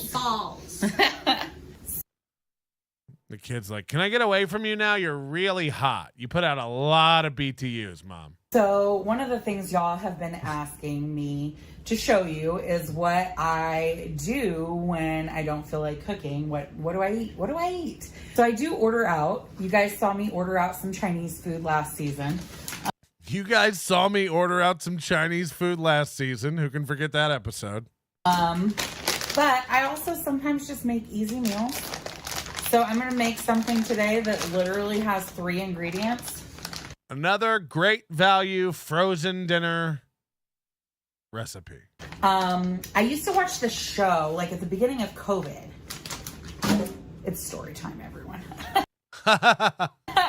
So at the beginning of COVID, I had, like everyone else was rediscovering. This handprint, a lot of people don't know this. This handprint is from a kid that she had that actually passed away. The child was playing in her chair while she was making brownies, and she sat on them accidentally, and they tried to get out, and all you saw was their little hand pushing around the kitchen, fighting for oxygen, and it left these brownie batter handprints, like an in memoriam, so that we never forget her other child that died, so that she could have ooey gooey brownie bite. Myself, not going out into the public, not going out into the world. And I had a garden. And I started thinking, what if... All these fat bitches only eat salads. You ever notice that? They always tell you, like, I really only eat lettuce. I don't know how I got like this. I had a group of people, and we all got together, and we just, like, basically bought a farm. We all started growing crops. We all started doing the things. And, actually, originally in that group, I actually joined a roller derby team and moved out to a farm, and I was my name out on the roller derby arena was Greased Lightning. My spouse Roman was in that group. Because if I ever fell down and started sliding, they would have to cancel the entire match because it took days for me to stop. Just greasily rolling around the court. What is it? A rink? A court?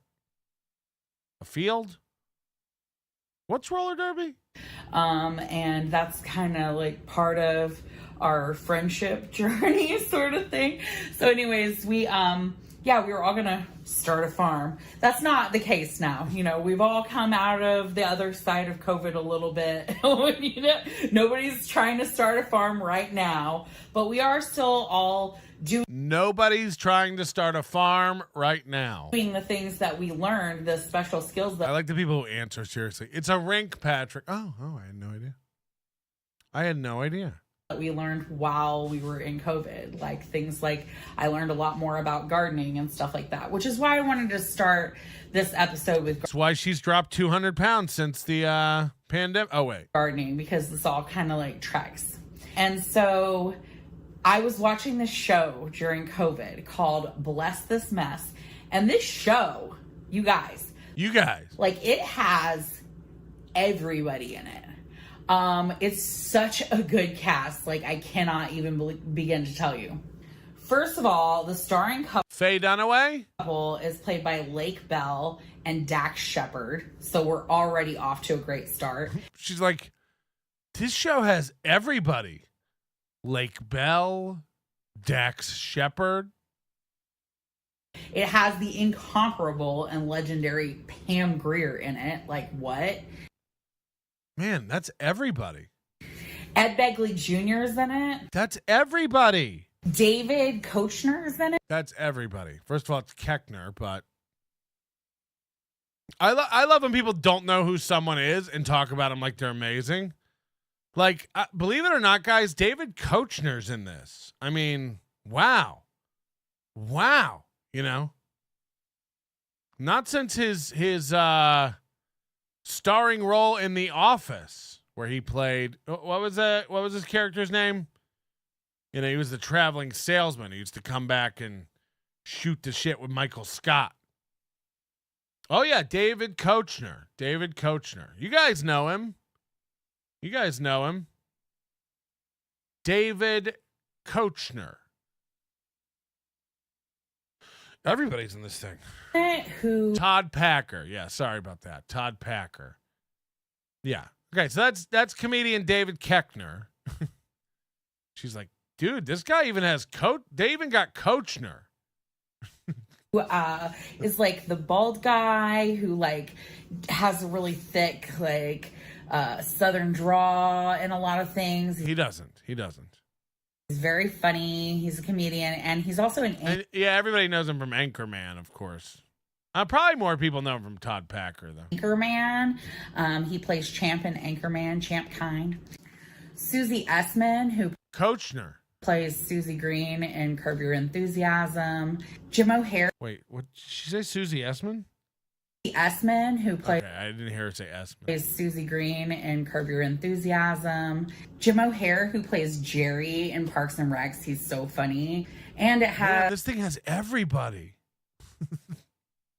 It's like, what the fuck? It's just all these little bit actors. As Jeffrey Owens, who was in the Cosby Show back in the day and played Elvin. This has everybody. Like, it's got an incredible cast, and it's all about. It was perfect for me at that time because someone from the Cosby Show back in the day. They have everybody on this cast. I was like, I'm gonna move to a farm, and and it had, you know, that was the storyline. It was like these two people from New York City, and like they were, you know, they inherit this house and they move there, and it's like this farmland, and then they, you know, become part of this community of all these strange people who live out in the country and farm and all this kind of stuff. So it was a really cool show, but that brings me to what I'm actually going to make tonight. Please. So I've been making something for parties for a really long time, and in the show they called it dump balls, and the joke was that you're just supposed to dump the ingredients in. You're not even like supposed to stir it or what. Imagine going over to this woman's house for a party. And then imagine that she's cooked everything you're going to be served. Now, I'd already be throwing up in my mouth, making up an excuse, calling in a bomb threat, whatever I can do to get out of this situation. Knowing that this woman has touched my food would make me disgusted beyond belief. And then when she brings out a platter of what she calls dump balls, I'm really, really going to have to make up a kid and say that they're sick and leave. Dump balls. Whatever. And they're having like a big party, and at the party someone stirs the dump balls, and it's like, who stirred the dump balls? It is like that. But yeah, it's like the easiest party menu thing ever. It's just frozen meatballs. So easy. So easy. I'm already done. First of all, are we supposed to believe that she eats one pack of these? Just stick them right in the pot. You can do this in a crock pot or you can do it on the stove. And then some barbecue sauce. Barbecue sauce. This is high fructose corn syrup and brown dye. I like the sweet and spicy barbecue sauce. And I bet you do, Panama Red. you can get the fancy barbecue sauce if you want, but honestly, the Kraft barbecue sauce is all you need. $1.97, you know. The sweet and spicy, and I just get it. A whole container of barbecue sauce on 20 meatballs. All in there. Ugh. And these are such a good party meal food. Like, It is. It is. I pass this metal pot around the party and people go nuts. Someone even made these at my wedding. Ah! Someone made these at my wedding. Someone? Was it the caterer?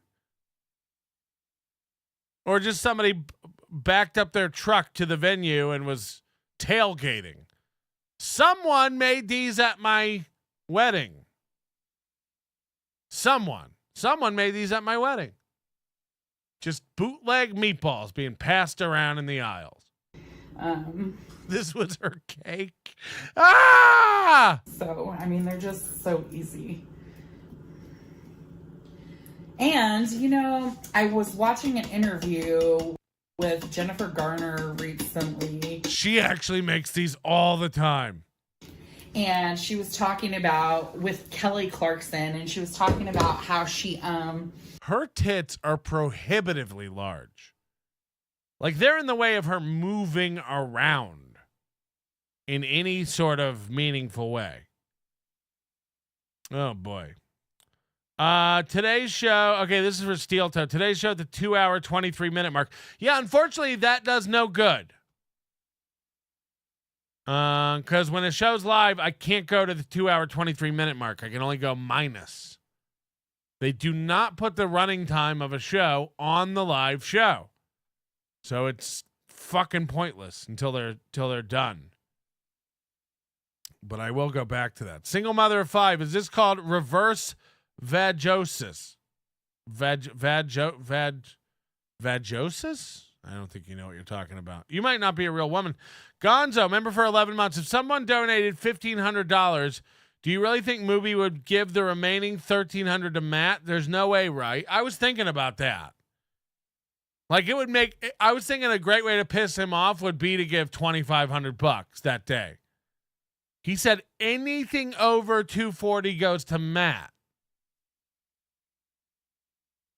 Anything over. I don't believe it. All right, people are saying you can do the math. Trust me, it doesn't. I know what you're saying, and I no shit. I'm better than you at math. I'm sure. I'd take any bet any day. We can go to the mathnasium. What do they call them? A mathathon for nerd kids. The mathletics. Are you a mathlete?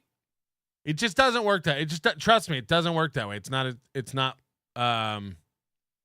It's weird. Who's Right podcast? Imagine having a podcast where you try to figure out who's right.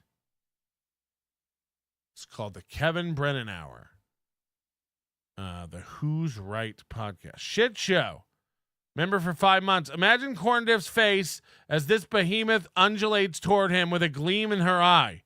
You know he's going in the cooter first. Oh my God. Yeah, because the kernels of corn make it ribbed for her pleasure. You know, cooks. She has like a pretty cool, actually, reels and stuff on Insta. Kerneled for her pleasure. Kernels for her pleasure. And I like watching her cooking, but they were asking, you know, like, do your kids eat your food? Is she about to put grape jelly in with that barbecue sauce and those meatballs? And she was like, honestly, like the less time I spend on something, the more likely they are to eat it, which is so true. So like, you guys always say like, oh, I don't see, you know. I like to put in goober grape. Arthur eating these meals with you and stuff. But like, as you saw. What's the ones with the peanut butter and the jelly in the same jar?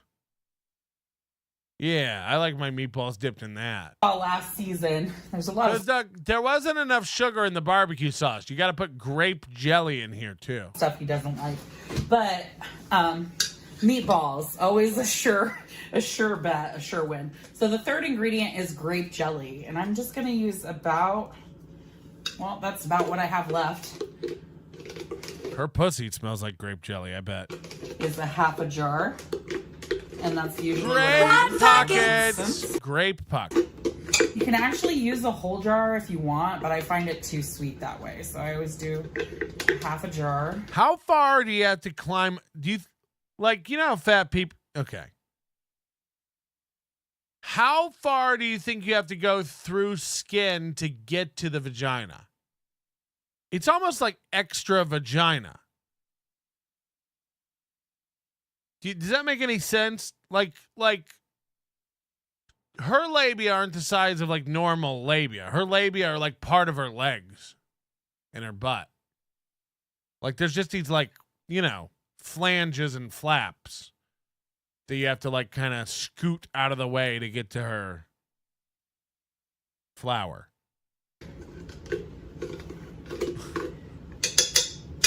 $500 miles. Yeah. I would lick 500 miles and I would lick 500 more just to be the man who got trapped inside your thighs and delivered to a postmate's door. Grape jelly, grape jelly, grape jelly, grape jelly. Put it on my meatballs, put it on. Put it on my meatballs now. Put it on. And contrary to the lore of the show, I am going to mix the lore of the show. This up. Ah! Did one just fall out? Same dice, dealer. Show. I am going to mix this up. I'm not going to put any other seasoning in it. Nope, that's it. 3 ingredients. And I'm actually going to add just a little bit of water to mine. It activates the grape jelly. Not many women that you can fuck their wrists. Just her and Moopy. Just so that it has like enough sauce to rest in. And sauce! Yeah. There we go. Bitch couldn't even get some Sweet Baby Rays. Now we're just going to stick these in the crock pot.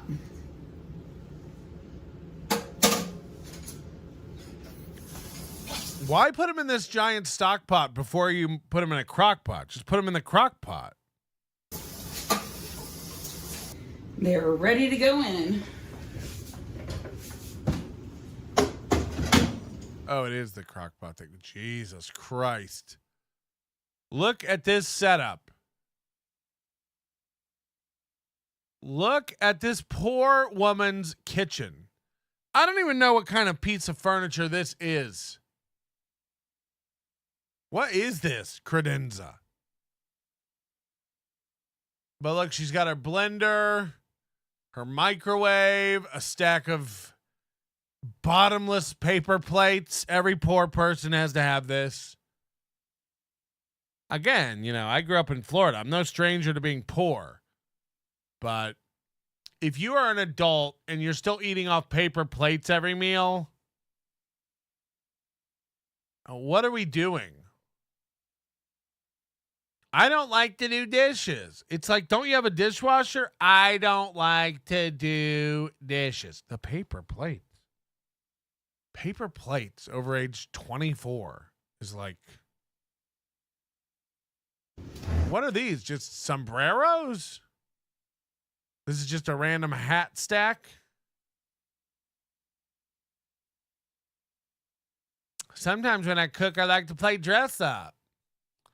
Sometimes when I cook, I like to play dress up. Now, here's a photo of her with another lesbian-looking thing. So I don't know.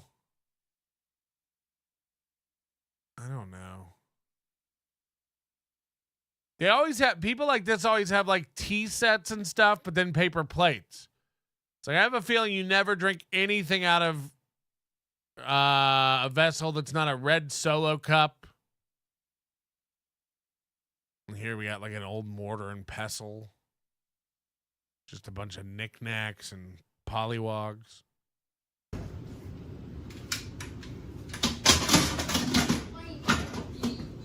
Gollywog. Sorry, gollywog. And actually, I'm not It's gonna. a good angle of her, though. She looks good. Like, in this light, she looks hot. Like, really fuckable and hot. Slow cook these. I'm gonna pressure cook them. So I'm just gonna put it on this meat stew setting. So it's gonna pressure cook for about 30 minutes, and then we're gonna have yummy meat. It's the same setting she puts her shower on when she gets in.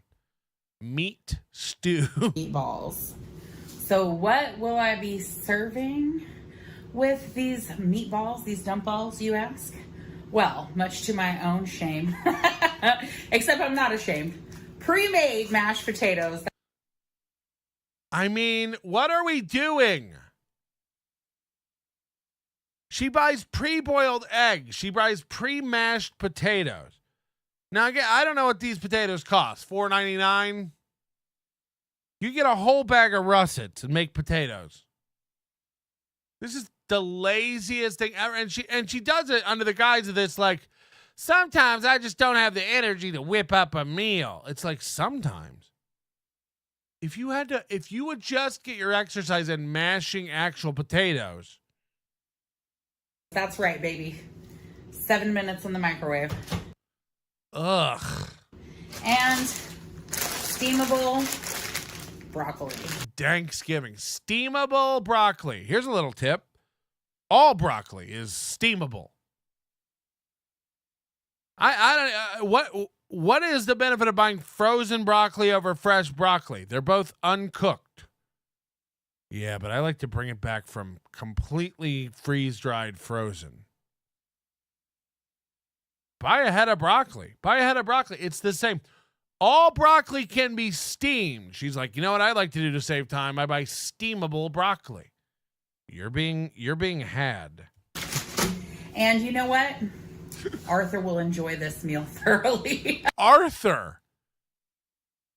Her little faggot son's name is Arthur.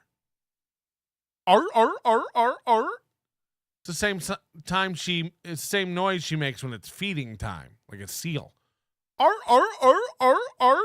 So she calls him to the table. Classic stuff. Missing teeth, of course. Every one of these goons is missing teeth. None of them can afford dental care, but they can afford bagged broccoli till the cows come home. She's got pallets of grape jelly, but missing teeth. What about dessert, though, Rain? You ask. What? I put powdered sugar in the leftover mashed potatoes, and I call it cake batter. Well, luckily, I just happen to have a bundt cake over here. I just made some pumpkin bread. Pumpkin bread. The other morning. The other morning? Look how fresh she keeps it, by the way. Look at this seal. Though, Rain, you ask? Well, luckily. That's just how you keep your bread so it doesn't dry out? You lay a piece of tinfoil over the top? That'll keep it from spoiling. I made some bread the other morning and I keep it right here in my sink. I made some bread and I keep it right here in my sink. I just made some pumpkin bread the other morning. This is not my recipe. It's a recipe that my roommate got and we tried it out. It's pretty yummy. It's not as good as the old recipe I used to use. So Who just keeps their food in their sink like this? She just put it back in the sink. On top of the foil, by the way. She threw the foil in there, and now she set the pan on top of the foil that she will later again put back on the cake to keep it from drying out, which isn't keeping it from drying out. I have to try to find that. But hold on, so she's about to she was about to cook dinner, and she's like, but what will dessert be? And then she's like, it'll be this cake I made. And then she starts eating cake. And it's like, I thought we were making dinner. Oh, yeah. Before I cook dinner, I like to eat dessert. And then after dinner, I eat more dessert. Who stirred the dump balls? John stirred my dump balls. I didn't stir the dump balls. You dumb fuck. Butch stirred the dump balls. I didn't stir the dump balls. Mooby stirred the dump balls. I didn't stir the dump balls. Matt licked my dump balls. I've been busy taking care of sick people. Sick sycophants. Sick sycophants. Sick sycophants. Sick sycophants. I do a fun show. Did they somehow, were you able to make Mooby's voice sick? How did you do that? This AI, sometimes the AI, I don't understand how did you make Mooby's voice sound sick?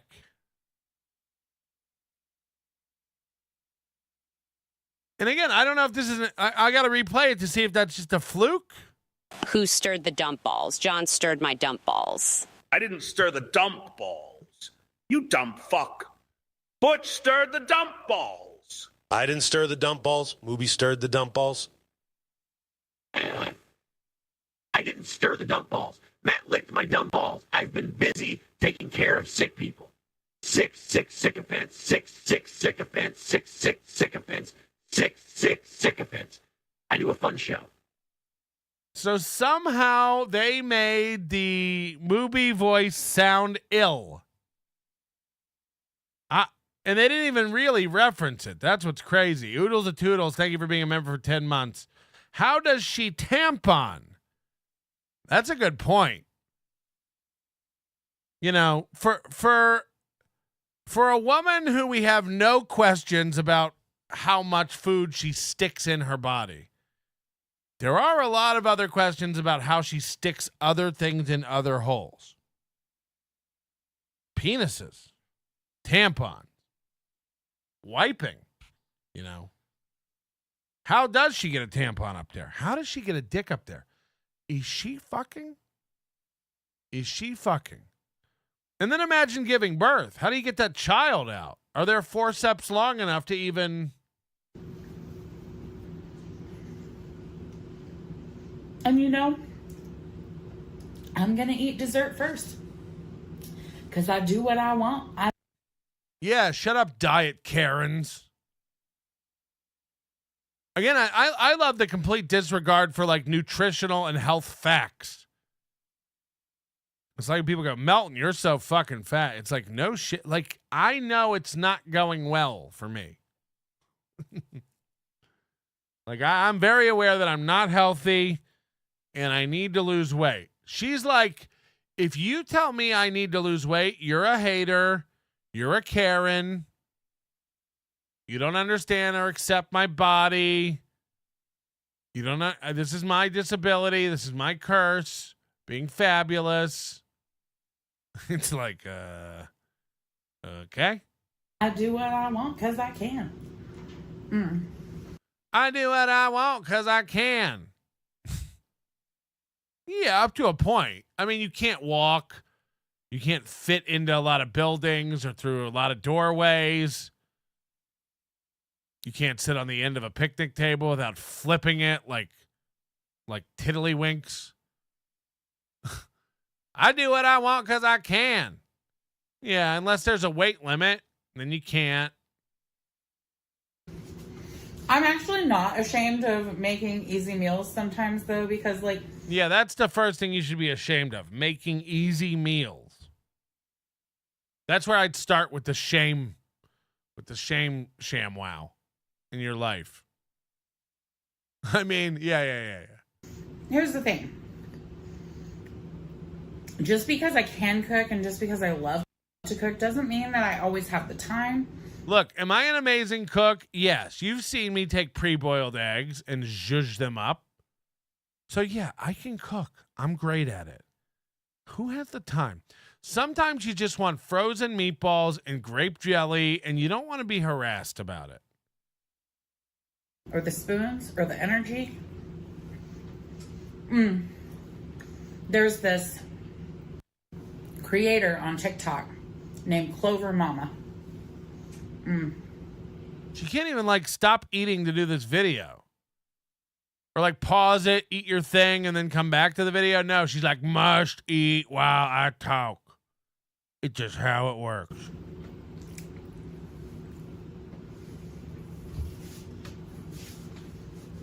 We have to just wait. She can't edit this out. We have to wait while she smacks and chews. It's fucking disgusting. What do you get when you guzzle down sweets? This. You get this. This is bad. I'm getting to what I'm not gonna lie, y'all. This pumpkin bread I made is fire. This is fire pumpkin bread. I was gonna say, but we love pumpkin bread. And she has this little ditty, this little... Your tits shouldn't spread out on your stomach like they're liquid, like a puddle. Old puddle tits over here. Song that's like, I'm allowed to sing. Oh, no. Oh, no. She's gonna sing? All right, hold on. She said there's this creator called Clover Ma. Sit down. Whoa. How do I rewind?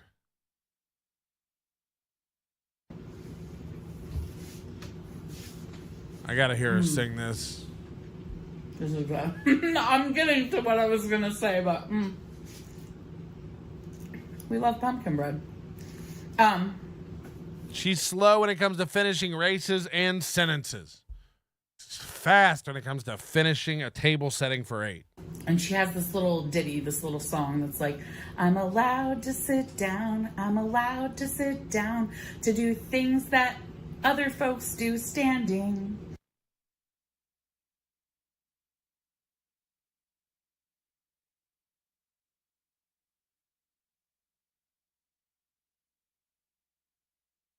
I'm allowed to sit down. I'm allowed to sit down to do things other folks may do standing. What's the rest of the song? Landing. Understanding. That's standing, though. Gary Shandling. What's the rest of the song gonna be? Do we know? I can't think of what. Little ditty, this little song that's like, I'm allowed to sit down. I'm allowed to sit down to do things that other folks do standing. I'm allowed to change the task at hand to make it less physically demanding. Whoa! Whoa! I'm allowed to sit down. Imagine this in a restaurant. Imagine this at your job, to your boss. I'm allowed to sit down. I'm allowed to sit down to do things that other folks do standing. I'm allowed to take shortcuts. I'm allowed to make it easy and make it less physically demanding. I'm allowed to take shortcuts. I'm allowed to eat food. I'm allowed to get way more fatter. And when I lay down in the shower or in town and cars hit me, there'll be a splatter. I'm allowed to not work. I'm allowed to collect disability. I'm allowed to eat all of your belongings. I'm allowed. I'm allowed to not move. I'm allowed to roll around. I'm allowed to not be made fun of. I'm allowed to eat your food. I'm allowed to order 2 main courses. I'm allowed to eat food. I'm allowed? Like, this is insane. And then she's like, and because it rhymes, I'm not a gross piece of shit. Hello? There wouldn't be a song if it wasn't okay. So this is normal. It rhymes. It rhymes. So it's okay. It's okay to be fat. It's okay to not be able to move. There's a song even about it. I'm allowed to not walk. I'm a giant piece of shit. Scrape me into the trash can. I'm allowed to raise my daughter as a son. I'm allowed to raise my son as a daughter. It doesn't matter if he wants to be a fat man. I'm allowed to have seconds. I'm allowed to have thirds. There's no sign on the door of the buffet. I can even have sixth. I can even have ninth. And if they sue me, they won't be getting away with it. I'm allowed. I'm allowed to eat more. You can't cut me off. My body needs what it needs. If you hold open my pussy, it drips out of my box. All the neighborhood black seed, because she's fat. She just gets pumped by black men. So because they like the thicker, they like the fatter girl. You get it. I'm pretty sure I'm not singing the right tune, but you get the idea. And it's really good. I'm allowed to sit down to do things that I can't. And she has this little ditty, this little song that's like, I'm allowed to sit down. I'm allowed to sit down to do things that other folks do standing. I'm allowed to change the task at hand to make it less physically demanding. I'm pretty sure I'm not singing the... I'm allowed to take up every seat on this plane. I'm allowed to bring it down. I'm allowed to weigh more than the FAA allows. Oh, wait, maybe I'm not allowed. But actually allowed. I'm allowed to keep eating. I'm allowed. Right tune, but you get the idea. I'm allowed. It's just such a funny phraseology. I'm allowed to sit down. And it's really good. And I'm like, yeah, you know. Imagine yelling that to a group of people. Like you're somewhere where you're not supposed to sit down and you sit down and they're all looking at you and you go, I'm allowed. I'm allowed to. I'm allowed to sit down. No, because actually a lot of the emails and stuff that I have gotten from y'all have been people who've been telling me, wow, you inspired me to get back in my kitchen because I never thought of doing it on a rolling chair. You inspired me to get back in my kitchen. I didn't know you could roll around in there. You know, and stuff. My kitchen's carpeted. And while, you know, people do love to badmouth me in my comments, being like, oh, you can't stand and cook. Like, that is something that's just difficult for a lot of people. Maybe if you didn't talk and eat, you'd be able to stand and cook. Also, like, I don't know if I believe that you can't stand. Can you not stand? You can't actually stand. Is that what you're telling me right now? And I do have knee problems. I have knee problems. And she just keeps shoveling cake into her mouth between syllables. It's not really my fault because I have knee problems. It's like head, shoulders, knees, and toes, knees and toes. You have diabetes and all of those. Eyes, ears, nose, throat, shoulder, pussy, holes. All of it is fucking gross. She's like, I have knee problems while she's just eating sponge. Yeah, my knees are acting up today. Yeah. I mean, scaffolding would have problems holding that up. So, yeah, I imagine your knees are a little stressed. And so, I'm allowed to sit down. I'm allowed to sit down. You fucking weirdos. Quit judging me. I'm allowed. I'm sorry, do you have a note from your doctor? Yes, it says here I'm allowed to sit down. I'm allowed. And I'm allowed to make pre-made mashed potatoes. I'm allowed to make fresh mashed potatoes. I'm allowed to make free mashed potatoes. I can have as many lattes as I want. It says so right here. I don't want you looking at me funny when I come in here for a latte. Are they as good as homemade mashed potatoes? Not even close.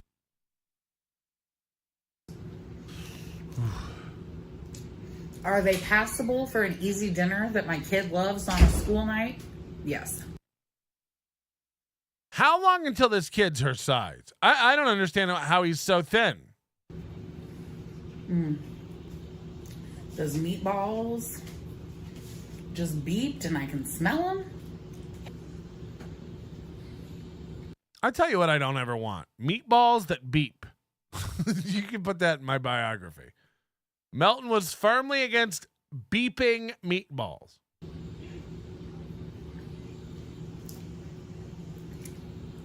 Why are the meatballs burnt? I was eating cake. I'm allowed to eat cake. I'm allowed. And they always fat people always do a dance when they're enjoying food. Fat people always do that. They cover their mouth like, You shouldn't see me like this. It's like what? Like what? I for a minute you were wearing a bright shirt and I thought you were the MGM Sphere. It's like your whole body is physically disgusting. You're revolting to look at. Most people can't dine and gaze upon you. It's off-putting. And yet you'll cover your mouth while you chew. We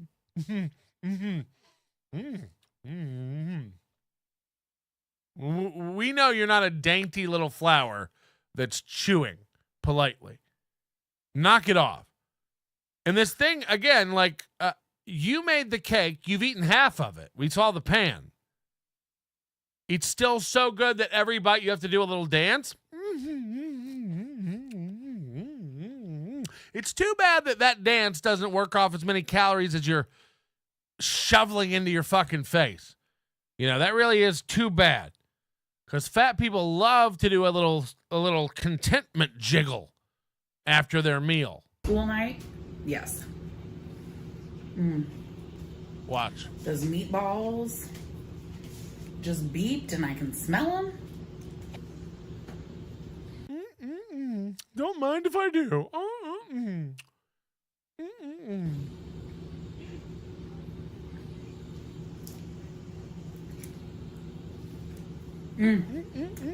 All clean. You guys can see my nifty. She shows her hands. All clean. It's like, I bet it ain't. I bet it ain't. I bet it's stickier than fresh tar down between those legs. I bet you pull her fucking thighs apart and there's more hanger-ons than if you were to spread a grilled cheese after melting all the cheese. I bet it's stringy and sappy down there. I bet there's grape jelly and meatballs in her pussy. It's like a pinball machine that's gotten wet with gravy. Blah! Shelf. Tilt. Aw. Here's me and another confused them they. My big boy. Now again, everything on this shelf it's like Tommy and C2012 owns it. It's covered in dust. Look at this. Look at this. You can see the dust on this counter. Look at all that dust. It's disgusting. It's fucking gross. You can see the dust. And this, of course, is all her goblets and glasses and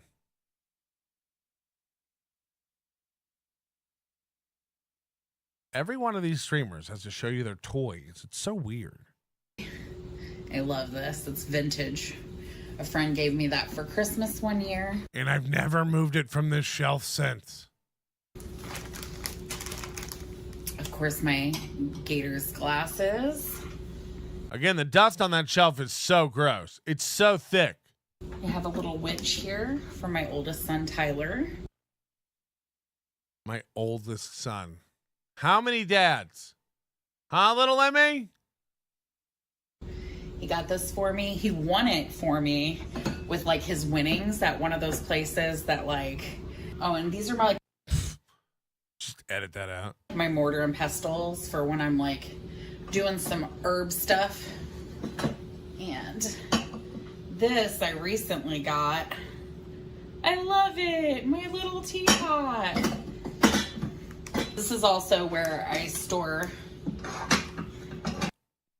energy, fat, calories, cellulite, trimmings. my Pyrex and some of my cute little. Okay, there we go. That's what I was waiting for. Look at that. Look at that dust. Now it's undeniable. Pyrex. And some of my cute little glasses. So me and my partner, we have a bunch of ducks that we. Of course I do. If you're into ducks or roosters or chickens or owls. Named at the park. And I got us these cute little glasses with ducks on them. That's never been dusted. Speaking of my wonderful spouse, they gave me this hat when we first met in Canada. Why so mysterious about the gender of this person? Which they're not from Canada, just to be clear, because everybody here as we first met in Canada, they speak French. I'm learning French. They think, oh, they're... They. The theme song talks about her and uses they. She talks about her significant other and says they. They. Boy, I'm glad we cleared all this up. You've really, really helped it out, gays and transes. It's so clear now. Canadian, French Canadian. No, they live in France. We just met up in Canada because Canada opened their borders sooner for COVID. She makes tater tot casserole and jelly meatballs. And she's in love with somebody who lives in France. Have they come over and had your tater tot casserole? Because, COVID. So. Holy shit. Really get a look at her. All right. Look at her. Like, this is beyond funny now. This is getting... And look here, the shirt doesn't go all the way down. You see a little belly. You see a little belly. Aw. We almost found a shirt that fit. Right. Cut a slit in the top. You can read the directions. Cut a slit in the top. It's the same way you have sex with her. I do have to plug our executive producer for today, of course, is Vaping Dago. Vaping Dago, thank you so much. Longtime supporter of the show, always giving memberships and supporting not only this show, many shows around the Dabbleverse. Thank you to Vaping Dago for being a supportive member of the show. Gay! That wasn't me calling you that. I hit a button by mistake. These are our high rollers on our Wall of Truth fame, and you can be one of those important people too by supporting the show and giving an amount that we deem recordable. And worthwhile over here at the program. Not everybody can be a high roller, but when you are, you walk a little differently, you have a different swagger in your step, and you put a little pudding in your pocket. You know what I mean? That doesn't make any sense, Patrick. Shut up. Shit show. Alanis, more of everything. Alanis, more of everything. I don't know what any of this means. Sword and Scale, morning fat. Okay, this is mean. And inappropriate. Oh, we do have to put Sword and Scale on the board. Didn't he give like 10 memberships yesterday? So Sword and Scale's got to go on the Wall of Honor, Wall of Fame. That's Mike from the Sword and the Scale. Terry Nee, Melton's podcast, a delightful blend of humor, insight, and charm. Each episode leaves listeners uplifted and entertained. Enjoy your Tuesday. Is this an official review? Did somebody write this in like the Gazette? Flimsy Greenberg says, I'm off pudding. No, for good. Vanilla, chocolate, butterscotch, banana. I'm out. I'm off pudding. And Peter Sky Parker. What's that? What's the asterisk for? Are we missing something? Is that some sort of code, or should I be looking for footnotes or annotations of some sort? Not teaching you nothing today, unless you didn't know how to make. She is enormous. Imagine you're her kid. Every day you just come home from school. Mom's in the kitchen, rolling around, eating peanut butter and jelly pork or some other bullshit she's made up. Dump balls, in which case, you're welcome. All right, Arthur, let me make you a plate. I know you love... Arthur, let me make you a plate. She's got a goblet of beer. Or knowing her, it's probably just corn syrup. Holy shit. And of course, we have a paper plate. Again, this woman don't think she's doing a great job parenting. Is this behind her a giant picture of a sloppy Joe? She just has a steel toe sized banner behind her, and it's a picture of a sloppy Joe. She just hung that in her house. Meatballs and mashed potatoes, but you are going to eat some broccoli. How many meatballs do you want, bud? 3. How many meatballs do you want, bud? Okay. 1, 2. You don't want 4? Actually, how about 4? 4. All right.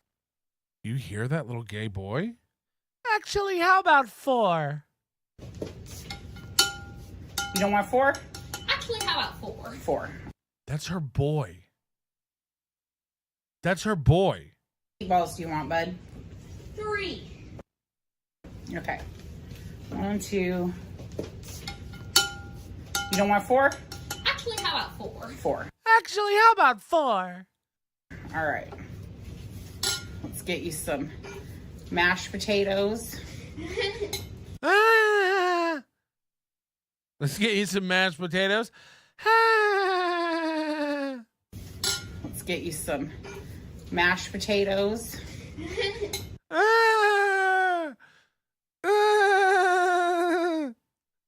Here you go, buddy. You can go take this. She steamed the broccoli in the bag. So you know that's just a gloopy mess. Ugh. Notice she didn't show us how she put the broccoli on the plate. I guarantee she just dumped it out of that bag and it went everywhere. And sit down on that yellow couch and eat. Phew.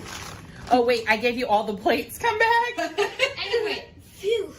Phew. Are you excited to eat? Yes. Yes. You've been so hungry this whole time. This poor kid. And again, I don't encourage it, but also I encourage it. Find where this boy goes to school and let's start bullying this child. It's time. It's time.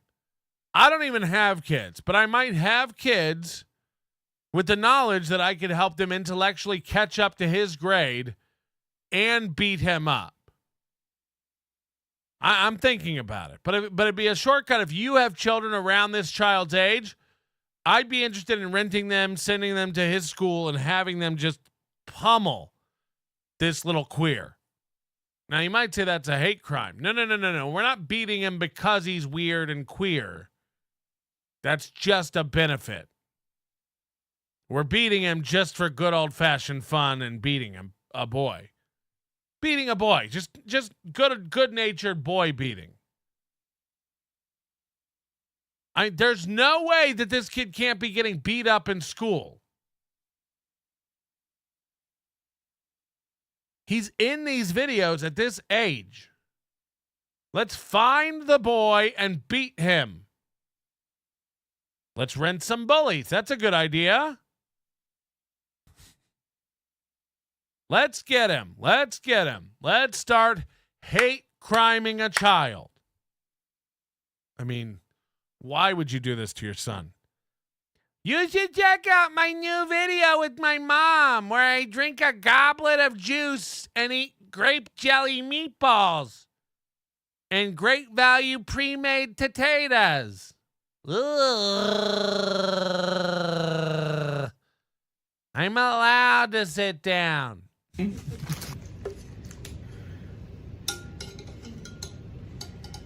Mama wants all the meatballs. Look at her looking at the camera. Now, don't judge me. You know, there's something comforting about meatballs and mashed potatoes. And grape jelly. I love grape jelly on my mashed potatoes. And like, yes, obviously homemade meatballs are like 1,000 times better. Homemade mashed potatoes too. But I want to get obese now. Who has the time? Maybe I'll make some meatballs with y'all. By the way, Mark Abatista, I've got the brisket thawed. I'll be trimming that today. I'll be throwing this on the smoker today. I'm so excited for this black Wagyu brisket from Snake River Farms. And if it's good, I'll be giving shout outs to Snake River. I'll be sucking dick for a meat sponsorship. Look, if Shuli can get rustic cuts, I can get Snake River Farms. I'm looking for a new meat purveyor. So I need somewhere to get my porks and my meats. This came from Idaho. I might do a little bit of live streaming with it, but I'll definitely be recording to edit together a whole video later. I mean, my brisket takes 16, 17 hours to smoke. I do it right. So, this isn't going to be quick. And it's funny because it comes with instructions to smoke this brisket. It says like 4.5 hours. It's like, I mean, if you want to waste a brisket, do it in 4.5 hours. I can't impart enough flavor and smoke to this meat in that time. So I've got to do it. I've got to do it in a more methodical, slow way. I'm allowed to do it slow. I'm allowed to sit down when I trim it. I'm allowed to sit down when I cut up my meat. I'm allowed to sit down with my brisket. A lot of folks stand when they carve up their meat, but I wouldn't want to ruin or risk it. So I'm sitting down being lazy using my knife, and I'm carving up a piece of this cow. I'm allowed to sit down while I smoke my meat. You will taste it and you will say, wow, I microwave my brisket for 20 minutes. Yeah, just do it in the air fryer. Chunk it up. Cut it into softball-sized pieces and fill your air fryer basket. That's really what you want to do. You don't need to take all day. At some point. They're very similar to my meatloaf recipe. A little less ketchup-y, a little more marinara sauce, kind of. But how is it marinara sauce? We saw what you put in. Barbecue and grape jelly. I guarantee it's ketchup-y as fuck, dog. I guarantee there's one note to those meatballs. Artificial smoke and sugar. I bet they're so fucking sweet. Here she is putting the broccoli out. You know that broccoli got steamed in that bag. No salt, no pepper, no butter, no garlic, no onion powder, no flavoring, no seasoning. You know those potatoes. She microwaved them, peeled back the thing, and just scooped them out there. This is the number one thing poor people and dumb people do. Just accept the food the way it comes. Even if I had to eat these tubbed, pre-made mashed potatoes, you'd empty them out. You'd maybe add a little more cream and butter. You'd put in some seasoning. You'd, as we say in the business, zhuzh them up. You can take something like that and make it a lot better. You can take frozen broccoli and make it a lot better than just microwaving it in the bag, then dumping it on your plate. But idiots do it like this. Nah, grape jelly and meatballs, it's fine. Is it? Is it? Again, this is kid cuisines for adults.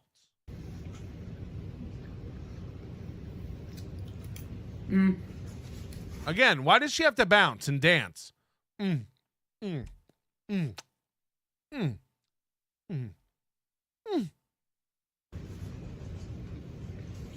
gonna break the chair. Every time she chews, she has to bounce. Not complicated. Not like my recipe or anything. Everybody I know who makes party meatballs makes these. But they're still so good. Imagine getting this fat off of such shit food. That's the sad part. That's the sad part. If I want to house an entire Wagyu brisket, that's my business. She's getting fat off grape jelly meatballs. I still get a little happy dance. I still get a little happy dance. It's like you do that every episode. Whether you're eating cake or boiled eggs, you jiggle about it. Mm.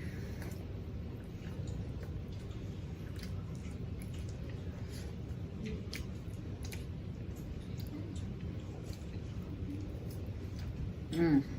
This is the part where we just watch her eat. And I don't know if you can hear Arthur happily humming in the background, but he is quite enjoying his food as well. I bet he is. I bet he's sitting there like a little fuck. I bet he's sitting there wiggling too. Arthur. This is the dad's name on the King of Queens. Arthur has a mustache. Arthur owns a bookstore. Arthur was in World War II. Arthur isn't a petite, frail, they boy who wears cat ears to class. I mean, Arthur?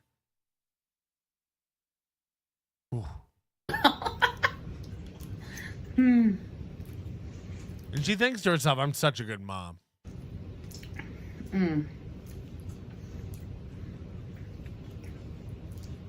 She's one of those people that doesn't even chew the last bite before she's shoveling more in.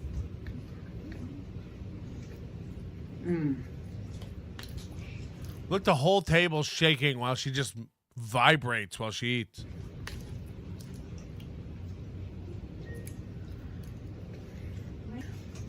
Look, I have these little napkins still. Actually, these are the last ones from the last episode of the last season. So cute. We are definitely going to end this season off with another Gators two-parter episode. I'm so excited. We are already talking about what we're going to make. You want some more? She smacks. It's so gross.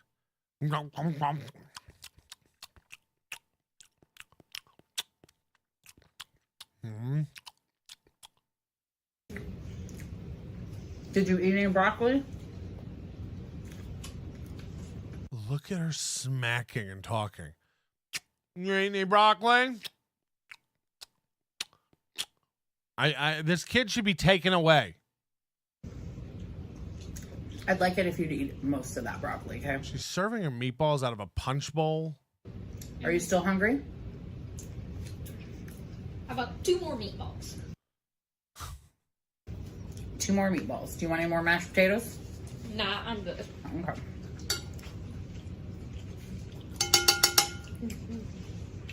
Here you go, bud.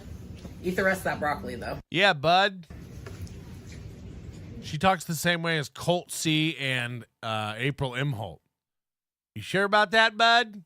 You want some more great meatballs, bud? Okay, buddy.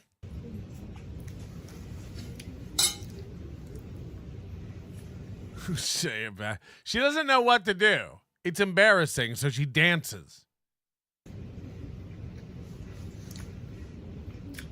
So this is what we eat on a night when I don't feel like cooking. Patrick, at your top weight, were you ever that big?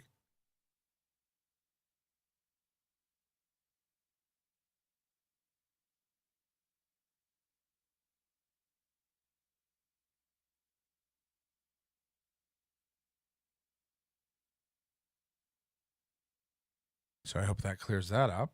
Okay. I have a lot of easy stuff that I'll make, you know.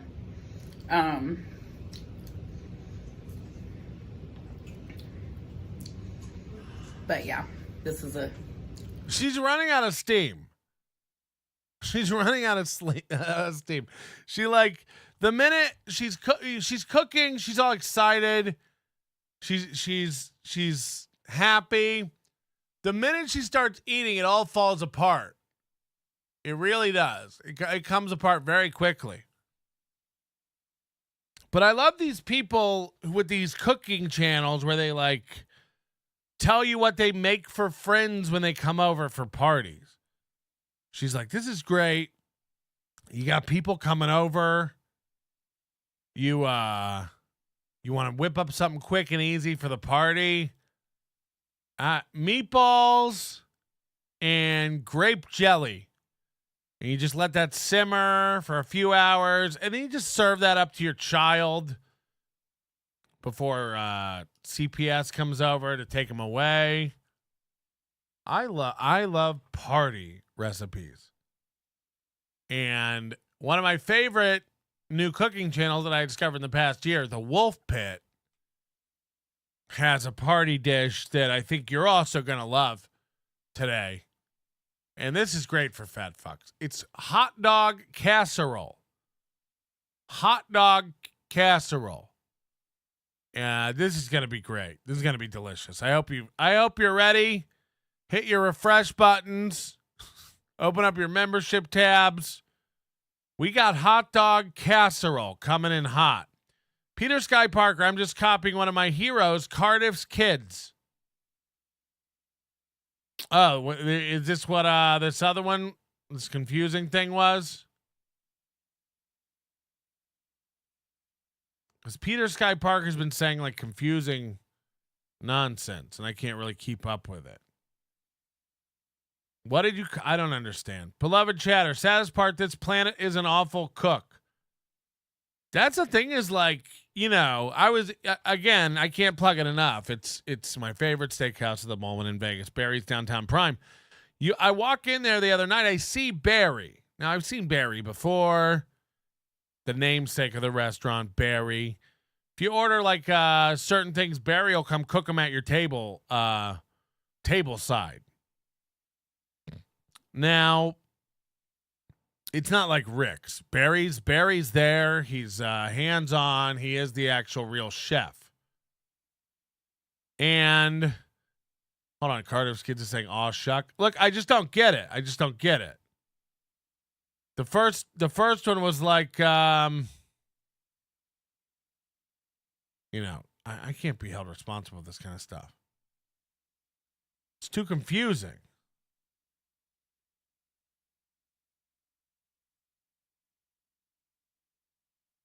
Yeah, I don't know. I can't dive into it. If somebody wants to type it out and explain it, I'd appreciate it. Yeah, Ren, you made a great choice coming home with me. Just walk through that door sideways. Let me just move my desk. I mean, all my furniture. Bob, what are you doing here? All right, Rain, lift up that tit and let me get me Coke stash. I've got a flight back to Brisbane. 2 bump Bobby out. Yeah, Rain, you made a great choice coming home with me. Let me just just walk through the door sideways. Let me just move my desk. I mean, all my furniture. Bob, what are you doing here? It's 2 bump Bobby. Mommy, I saw Daddy in the bedroom growing a man from his butt. Oh, Catherine, dear, that's just Daddy's friend helping him wash his back. With spit?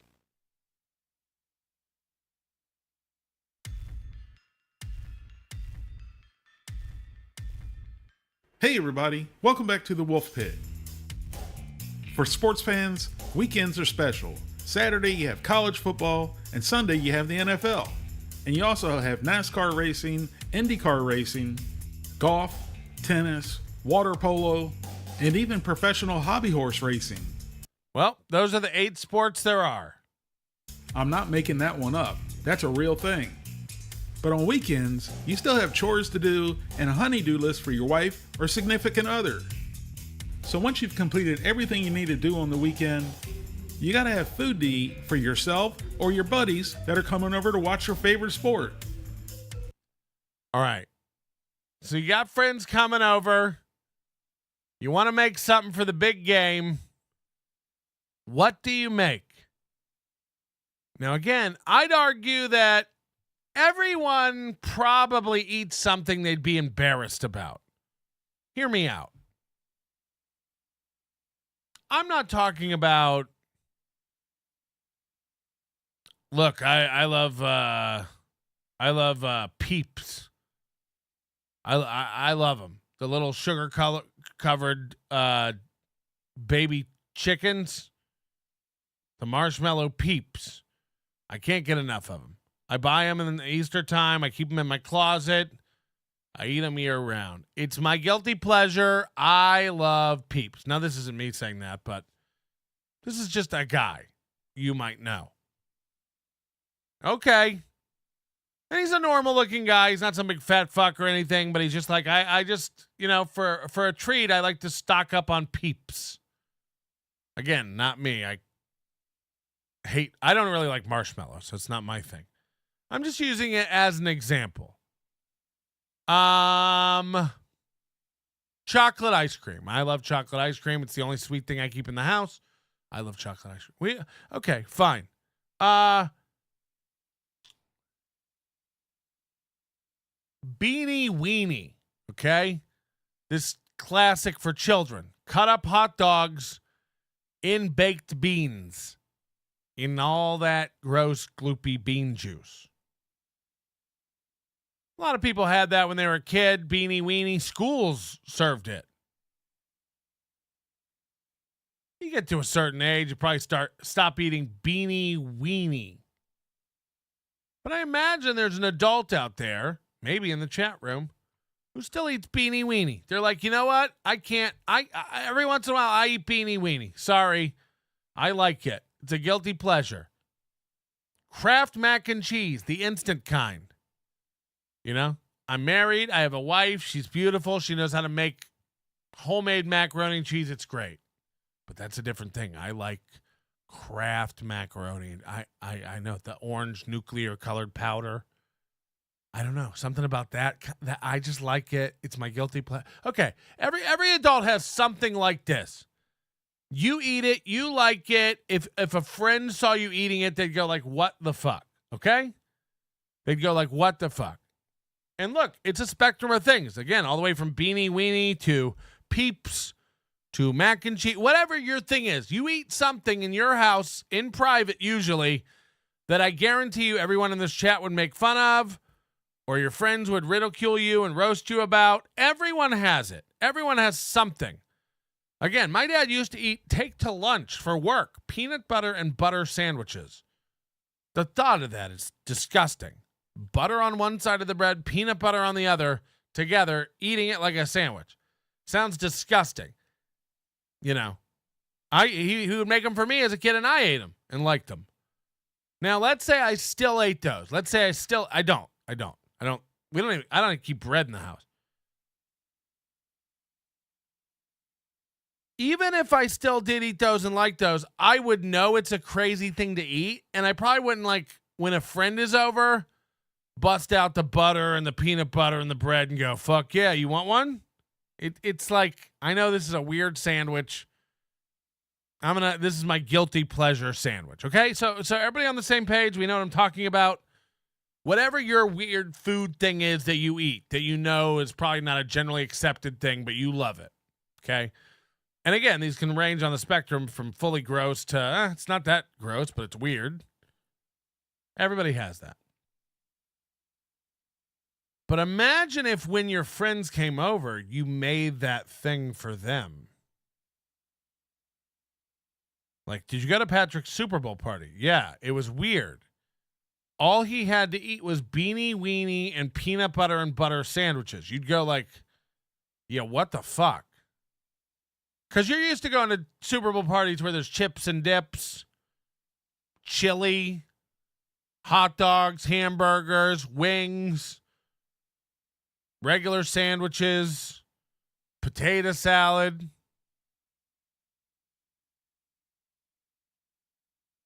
I don't know, regular food. But if you came over and all I had was grape meatballs and Beanie Weenie, you'd be like, what the fuck is this party? Right, if it was a Miracle Whip sandwich on a tray next to just a pile of powdered oregano. Sorry, like you don't eat dry powdered oregano? Our family loves it. So this guy's about to cook a dish called hot dog casserole. And he says it's great for when friends come over to watch the big game. I want you to really think about making this and serving it to your friends. Even better, think about making this and serving it to me if I came over to your house. This would tell me everything about who you are as a fucking person. So you want to make something cheap, easy, and delicious for your drunk friends. And that's what we're going to do today. We're going to make a hot dog casserole. You start off with 1 pound of hot dogs, and it doesn't really matter what kind of hot dogs you use. I will say this, if I'm coming over, please don't clean your air fryer. Just cook the hot dogs in whatever mess you had in there last night. Base it on how much you like your friends. If you like your friends a lot, get good hot dogs. If you don't like them a lot, get cheap hot dogs. And to be honest, with you, the people, I wasn't even sure if I was going to like this casserole. So due to that fact and the purpose of the video, I bought almost the cheapest hot dogs I could find. So if I end up liking this casserole, I'll buy better hot dogs next time. Imagine the success of this dish depends on the quality of hot dogs you buy. Like, yeah. The reason it didn't come out good is because we bought the $2 hot dogs instead of the $5 hot dogs. And you can cook them any way you want. You can pan fry them, you can air fry them, you can deep fry them, you can boil them, you can poach them. Boiled shrimp, fried shrimp, butterflied shrimp. You can grill them, you can smoke them, you can stick them on a stick and cook them over a campfire, or you don't have to cook them at all if you want bland hot dogs. And even though my kitchen is ready to cook, I'm still going to cook these in the air fryer. And I just cooked them in the air fryer at 400 degrees for about 10 to 12 air fryer. 12 minutes, or until they got some color to them. I cannot take credit for coming up with this casserole, but as I was making this casserole... Yeah, somebody makes a good point. Why wouldn't you just grill the hot dogs and put them on a bun and have some toppings for your friends? Because that is an acceptable game day thing. Buy hot dogs, buy buns. Yeah, come over for the game. We're making hot dogs. That's a normal thing to do. You know what's not a normal thing to do? Open a pack of hot dogs, put them in an air fryer, and make them into a casserole for your male friends. You shouldn't be cutting things up into squares and serving it with a fork to your friends at a party. It's just not how you make party food. I thought of how many variations you could use to make it. With this version, you start off with 1 can of your favorite chili. I just used Hormel chili with beans, and I got the chili with beans because it would be more filling. And you're sending your buddies home with a little musical entertainment for their wives. Now, I think he thought he was going to dump this from up high, but it started spattering everywhere, and he's like, oh shit, I forgot about physics. So he gave up on that, but he's like, I got the chili with beans because it's more filling and it sends your friends home with a little music. Get it? Farts. It sends your friends home with farts. Filling. And you're sending your buddies home with a little musical entertainment for their wives. It's like, what a mess. He really thought he was going to pour that from up high like a bartender. He thought he was Tom Cruise in Cocktail. Coughlin's Law. The beans will go everywhere. We poured the can of chili into a 9x13 casserole dish. And if you have any leftover homemade chili, that would be so much better than the canned chili. This already is bad. And there's something I need to point out. This is not a healthy casserole. There's going to be enough fat and sodium in this casserole. It'll take care of your recommended daily allowances for a couple days. But if you really think about it... Beans, a musical fruit. The more you eat, right? Some of the foods you eat during a sporting event can be just as bad or worse. Oh, it's good for your heart. Than this casserole. It's all about moderation, grasshoppers. Yeah. You don't want to go crazy. Look, I enjoy a hot dog casserole as much as the next guy. So spread the canned chili or your homemade chili on the bottom of the 9x13 casserole dish.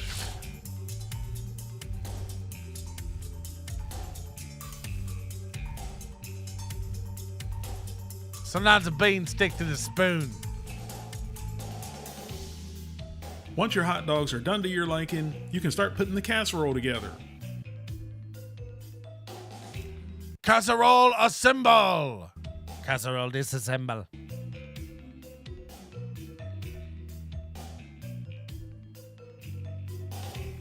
I just picture him shooting all this B-roll. Like, nah, we're gonna need 7 minutes of just showing the hot dogs done in the air fryer. Now all you need to do is roll up your hot dog into an 8-inch tortilla. And like I said, this was pretty much a test run for this casserole, and I just put the plain hot dogs into the tortilla. But you can put any of your favorite hot dog toppings into the tortilla with the hot dog. Onions, mustard, sauerkraut, bacon, mayonnaise, ketchup, caramelized onions and peppers, refried beans, salsa, sour cream, anything your taste buds desire. Pineapple, hard candy. Now roll up all your hot dogs into your tortilla with your favorite toppings. Why? Hot dogs are good and easy. I mean, take something you wouldn't be embarrassed to serve at a party, like hot dogs, and make them so cringe and embarrassing that you couldn't show your face at the next Super Bowl. And then put them on top of your beans and your casserole dish. Fuck yeah. Fuck yes. We call these non-chiladas. Now pour a second can of chili with beans over your tortilla-wrapped hot dogs. And again, if you have homemade chili, that's going to make this dish even better. Wait, even on top? I'm supposed to use a homemade chili? Slow down. I was thinking about doing a couple other variations with Italian sausage, marinara sauce, grilled onions and peppers, and mozzarella and provolone cheese. Or with bratwurst, sauerkraut, onions, spicy brown mustard, and Swiss cheese. Just use your imagination and come up with your own variation. Saffron, Twizzlers, cotton candy, and blue cheese. Now spread the chili over your hot dogs. Oh no. Imagine bringing this out to the boys. You know what I mean? That's the part I want to see. You carrying out this tray of hot dog, burrito, chili casserole to them boys. That's my favorite part. I want to see you bringing this out to the guys at halftime. All right, everybody got their plate and fork. I'll serve up the hot dog burrito things. Hope everybody's hungry. I made something up. Hold on. We had hot dogs? You're looking at this after it comes out of the oven. It was in there for 45 minutes. They bring this over and they're like, hold on. We could have had hot dogs half an hour ago? Hey guys, I emptied my fridge into a Pyrex. Look out. Coming through. It's hot. Yeah, everyone's like, just order a pizza. Right. No. But then it wouldn't be 34 cents a serving. And now top with cheddar cheese. And use as much or as little as you like. Normal rules.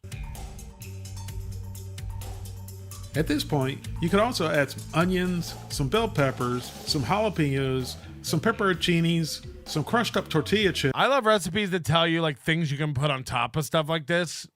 It really is for people with no imagination. Like, fuck, I could put jalapenos on there? I had no idea. Thank God he said it, or I would always just wondered. Chips, Doritos, Fritos, whatever you like. You are the whack-a-mole of your casserole. If you come here for the bad dad jokes, there you go. Now it goes into a preheated 350 degree oven for about 20 to 25 minutes.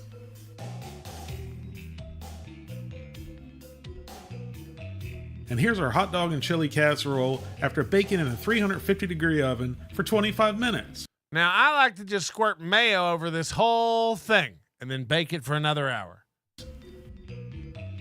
And I have no choice but to be the first one to admit that doesn't look very good. Why didn't the cheddar cheese melt? This was real cheese, not Dollar Tree cheese. Dollar Tree cheese? Dollar Tree cheese. I'm allowed to put my hot dogs in a casserole dish. I'm allowed to make it inedible if I wish. I'm allowed to melt cheese over chili in a can. I'm allowed to sit down. I'm allowed to be a man. Hello. Hey, dude. This guy that you're watching right now is like a total fraud. You gotta, after this, if you have a second, check out Chef John. He's like the highest viewed chef on YouTube. He does a little dad joke, and he has the same exact voice. Check it out. Thanks, man. Hold on, this guy's a fraud? You're saying those aren't real hot dogs and chili? I'm allowed to sit down. I'm allowed to sit down just because I can't make a hot dog. I'm allowed to stand up. I'm allowed to use a stick when I wipe if I get a stuck log. I'm allowed to... Okay. Well, it actually did melt, but then it got a crust on top, which isn't a bad thing, but it still doesn't look like it melted the way it should. Well, like I said, this was a test run with this casserole, so the next time, I'll just get a name brand cheese versus the store brand. But I've used this store brand before, and it's melted just fine. So now get a spatula, a spoon, or just use your hands and scoop out a hot dog. I don't know what's wrong with this cheese, god dang it. I thought it was real cheese, but it doesn't melt like real cheese. Next time I'll be sure to use real cheese. Anyway. And don't forget to scoop out some extra chili. Don't forget to scoop. Just saying don't forget to scoop is funny. Just leave it at that. Yell it at your kids as they run for the bus when they're late for school. Tell it to your husband right before a big meeting. Right before a plane takes off. Say it to the entire cabin if you're a flight attendant. Ladies and gentlemen, we're about to take off. Please put your tray tables up and raise your window shades for takeoff. And don't forget to scoop. And then just don't talk. And let everybody just sit there with that and wonder what it means. And of course, you're going to serve this to your buddies. We always go to John's house for the big game. We always go. Why? He makes the best hot dogs. Oh, yeah? Was he grill them? No. He wraps them in tortillas and covers them with canned chili. Don't forget to scoop. On a paper plate. And like I said in the beginning, I wasn't really sure how this casserole was going to turn out. Well, it turned out delicious, even with the cheap ingredients I threw together to make it. Like I said earlier in the video, there's so many different variations you can use to make this casserole. The only limitations you have is your imagination. It's like a corn dog, but it's more like a forlorn dog. That's a joke you can have. That's a joke from me to you. Guys, we may get to Training Tuesday today. I don't want to blow it. It may happen. Melton, I tapped the subscriber loop on Chad's pot service in Tampa to capture this phone call between him and Kate. They haven't even moved to digital on their PBX after the local loop. Hit the like button. Kate, can you ask your mom if she can buy a few cases of hot sauce from me? I have so many I had to drape a blanket over to make it look like I got a couch. Mommy said in time out for sending her married coworkers close-up pictures of my shaved vertical ham sandwich. Do you think the bouncer at Hustler Club will trade some of them for booger sugar? Kate, this isn't joke. If I can't unload these expired hot sauce cases before next week, Verizon will cut off my landline and we can't have girl talk. Is that what you call talking now? You wanting me to go 3 nucles deep in your Cleveland Brown mine? When is baby Kate going to get her bummy cummy? Fuck 'em high right now. Bummy cummy? Hit the like button. Guys, hit the like button. We're doing sad to be under 200 at almost 9 a.m. What are we, steel toe? Come on. It said bummy cummy. Cummy bummy. That was worth it. Just the cummy bummy part. Throw out the fact that this person clearly knows a lot about telecommunications. They know what a subscriber loop is. PBX you can pick up around the office. Subscriber loop? Subscriber loop. We got somebody who knows about RJ11s and copper. That's what we got. We got a real problem guy out there knowing way too much about how stuff works. Kate, this is your mother. I don't want you hanging around with drunk radio streamers. Your father would be rolling in his grave if we didn't bury him with that 12-inch pink and gold Shure SM58 shoved halfway in his prison wallet. You can't deny a man his dying wish. Can someone do Eternal Sunshine of Spotless Mind to me daily, please? Oh, God, just Men in Black it away. Just Men in Black it away. I don't want you hanging around with drunk radio streamers. 12-inch pink and gold Shure SM58. SM58, huh? If you're a fan of Gash, perhaps you shall consider joining Melton and I during Hackamania as we finally unveil our Lords of Vegas vlog live stream. Not only do I have the hottest slot tips, but also the hottest Gash tips. Anytime I'm in Vegas, I'm buying the best Asian massage hand jobs. More Asian hand jobs than you've seen in your entire life. You shouldn't, I'll just tell you this. You shouldn't have Gash tips. Your gas should not have a tip to it. That's a fact. Addicted to ubiquity. Take raw hot dogs and dip them into cottage cheese. Wait, do you eat them after that or do you just leave them? No, dip it in cottage cheese. End of thought. Take raw hot dogs. Dip them in cottage cheese.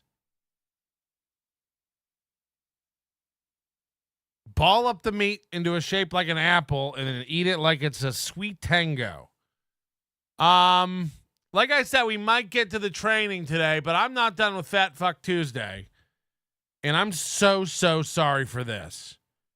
In advance. I'm so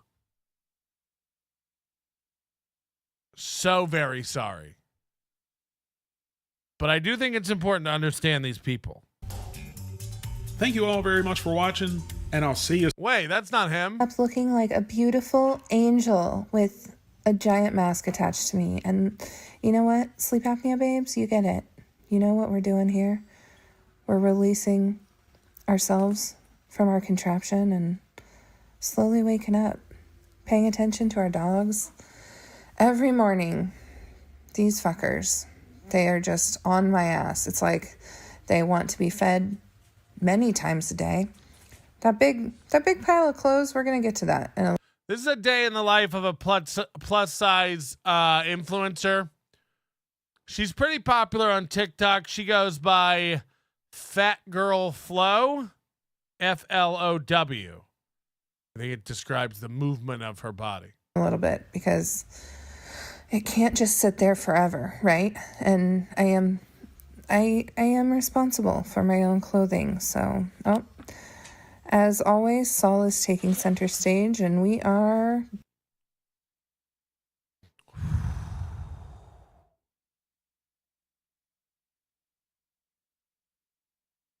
getting up and feeding the babes.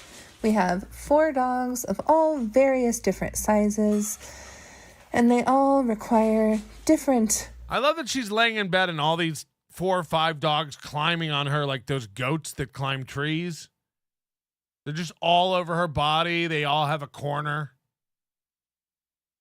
And you wouldn't make fun of this woman for being fat, but at least she's walking around. She's not rolling in her kitchen making more cake.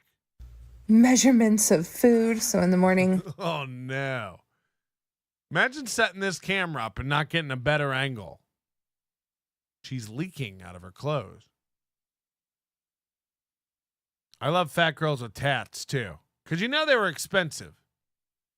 It's like, you don't need a tattoo artist. You need someone who does murals. We got a guy who spray painted the community center. We think he can do your calf. we all go out to our little pantry area. They all eat in the pantry. They all have special little spots that they like to eat in. While everybody eats, Saul demands that I think this is Tiff. that I love on him She's going to scream. for an extended amount of time. He will not eat with the other dogs. He doesn't want to eat until they are done eating. I've never seen a woman with a muffin bottom. You know, I've never seen it expand as it comes out the bottom of the shorts. Poor Choo Choo. While I'm sitting there petting Saul, he's choking in the background on his food, as he does every morning because he has a collapsing trachea. Oh, great. I love listening to the sound of my dog almost dying every morning. And we are taking our meds every morning, like clockwork. It's almost like you need them to stay alive. It's wild. She can't find a shirt that fits. I do a pretty good job at it. I almost never forget them. If we're lucky, I take a shower in the morning. I had to take a shower this morning because, well, y'all, I could smell myself. Whoa. I had to take a shower this morning because I could smell myself. Oh, no. Oh, no. I had to take a shower this morning because I could smell myself. When I woke up, so I got in the shower. Every time I shower, I use the shirt I wore from the day before to dry my hair. I have had so many people tell me that they think that this is disgusting. I don't care. It's my hair. My dirty shirt is drying my hair. That is how I like to do it. I don't like wasting an extra towel on drying my hair, so that's what we do.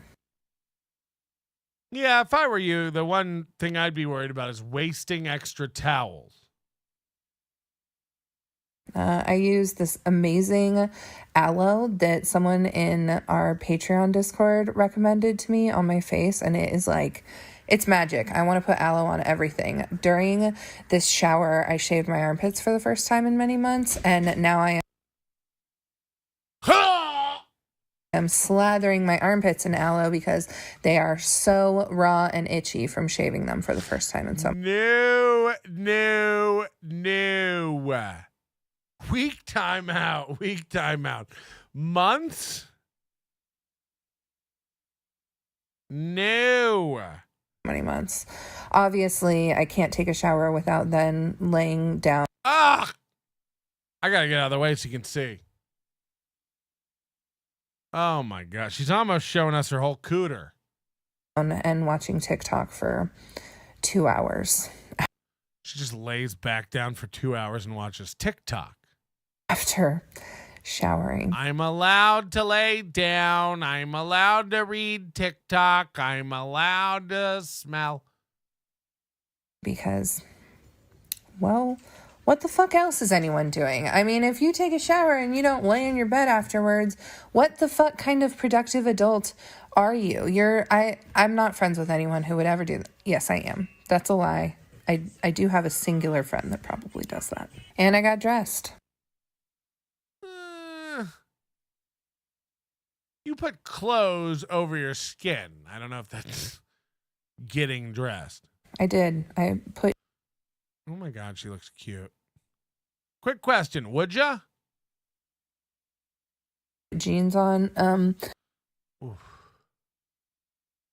But as you'll see in a little bit, I actually changed my entire outfit several times throughout the day because... Sweat. Smell. Pussy juice. Farts. Vomit. Ranch dressing on your shirt. Why?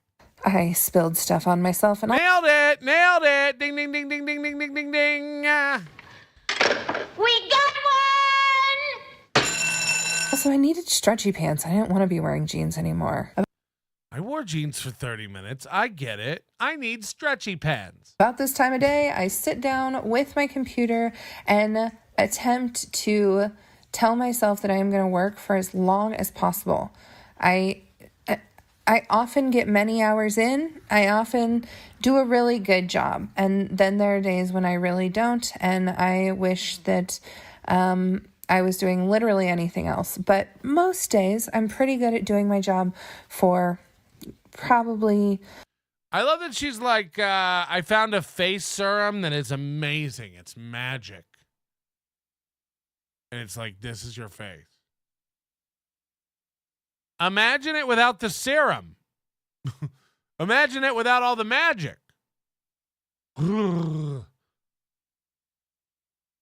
Easter Island statue.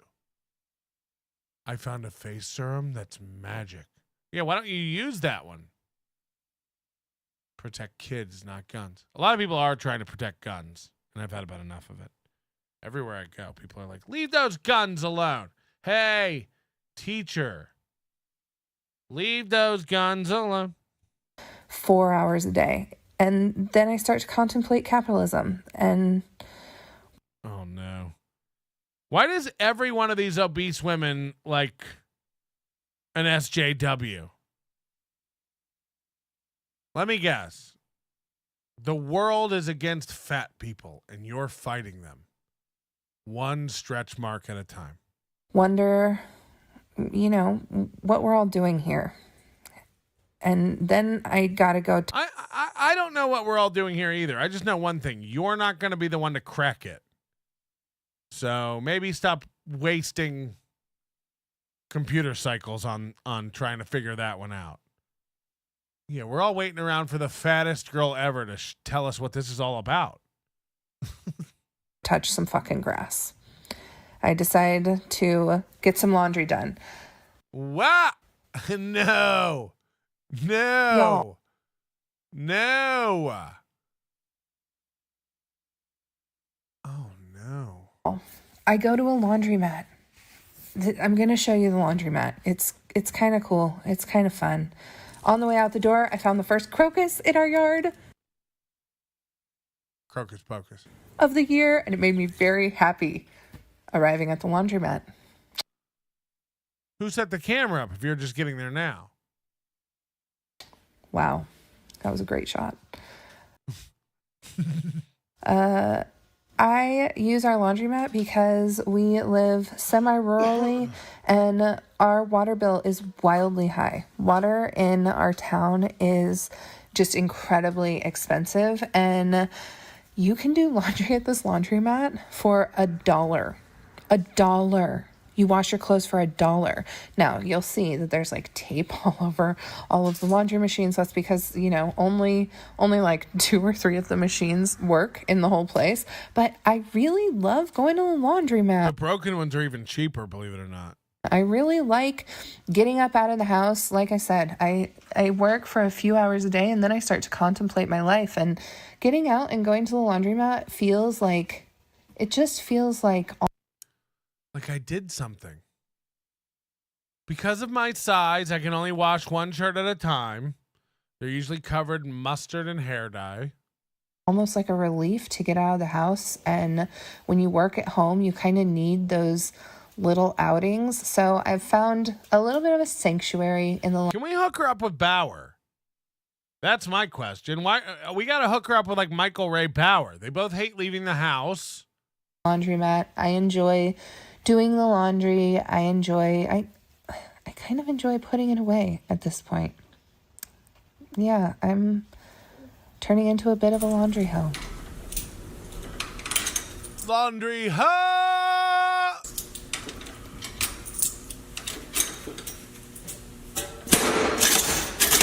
When I get home from the laundromat, I decide that my puppies need to touch grass as well because they are in a state about spring. It is chaos taking 4 of them to go for a little hike, so I didn't get much footage of this, but we love to go to the dog park all together. It's very sweet, and all of the dogs are healthy enough to do it this year, and I just really enjoy them. This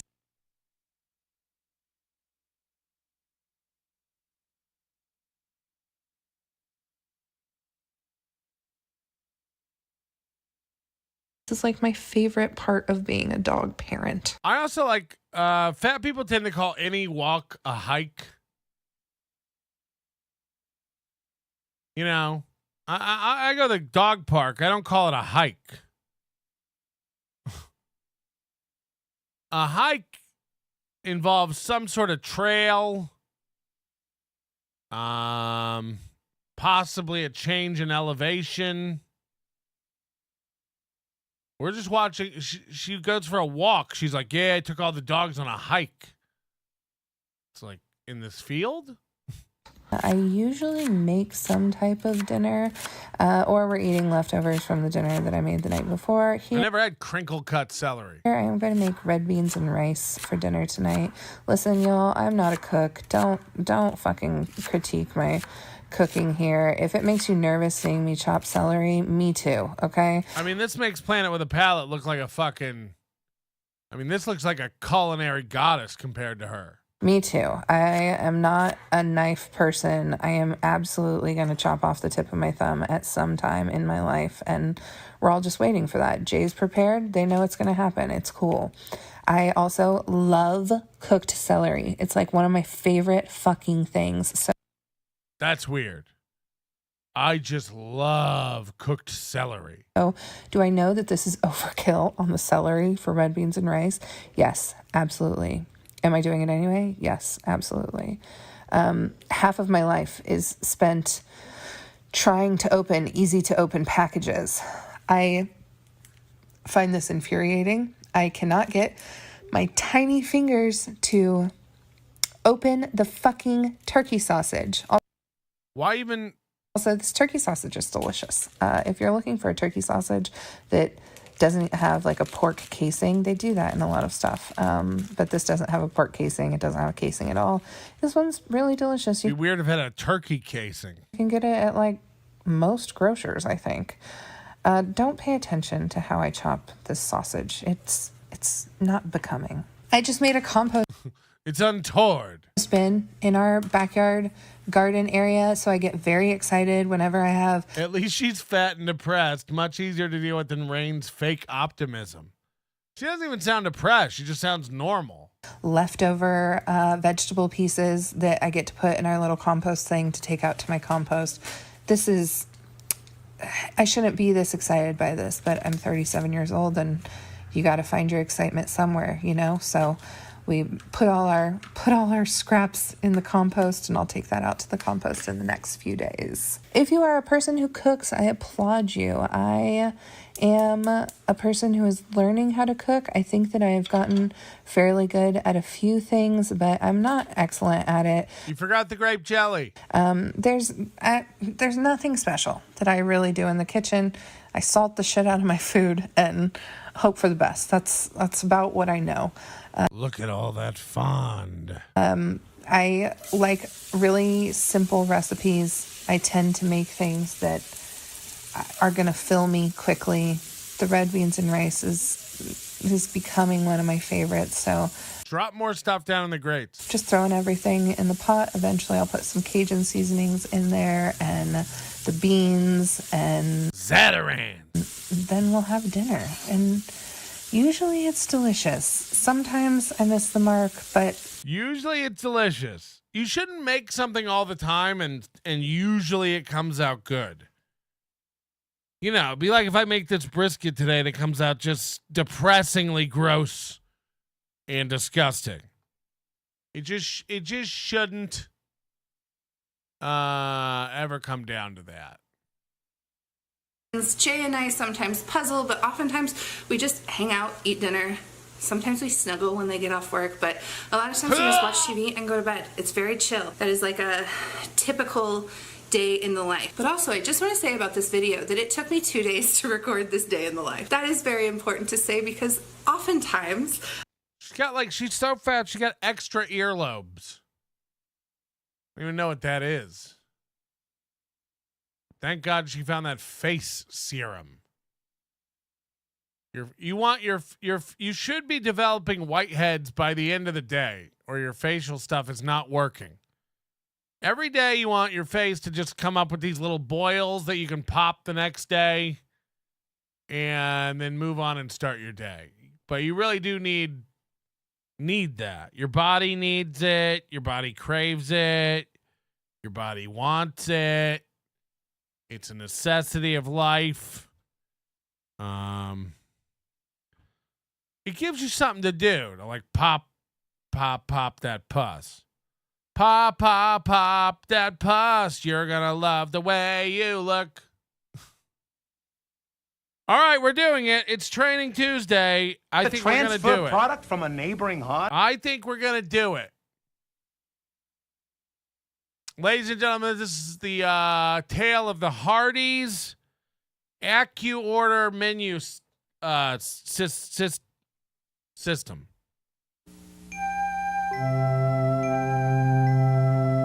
I love it when a company does a training video, but they set it up like with story. It's like same as porn. It's the same as porn. Yeah, we could just teach you about the AccuOrder inventory system, but how does that help you know when to use it? No, you need a scenario laid out for you so you can see when and how this might be applied to your position.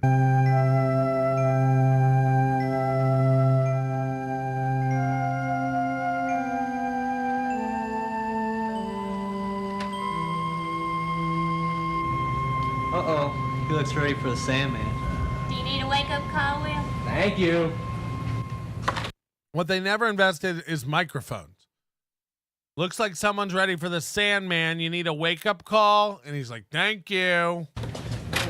Will, Keith, glad I caught you. Look, you need to go check on those chicken aprons. I think we're out of them. Again. Really? Chicken aprons. Yeah. I thought I ordered enough last week. Well, I didn't see them in there. Well, listen, I've got to do inventory tonight anyway. Yeah, but to be fair, you're a jigaboo and you can't count. So I'll check it out. And if we are out, I'll call over to Jimmy's store tomorrow morning and see if he's got any he can spare. That's a good idea. If that's okay with you. Yeah, that's fine with me. Look. Why would you talk like that? You're the manager and you're talking to employees like that? Yeah, I'll call over to another store and see if we can get some, if that's okay with you. I'm going to do those truck orders. Terrific. If that's okay with you. That's fine with me. Listen, wise guy, what time did you come in? You've been here for 4 hours. Same story, same story. All right, you young people, off with you. Good night. Don't worry about me. I'll be here till the wee hours of the morning doing inventory all by myself.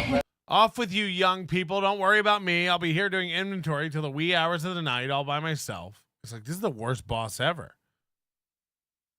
Hey, you have a good time. Don't forget the chicken aprons. Oh, the chicken aprons. Oh, very good. Oh, you're very funny. Oh, chicken aprons.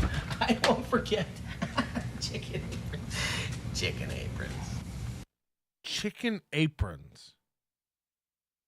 To teach you about the inventory system, the item that they've made up they've chosen an item to have scarcity, and it's chicken aprons.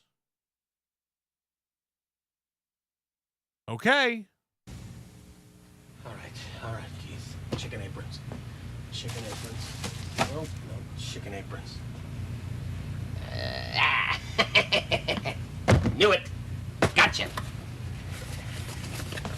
Got me. Perfect.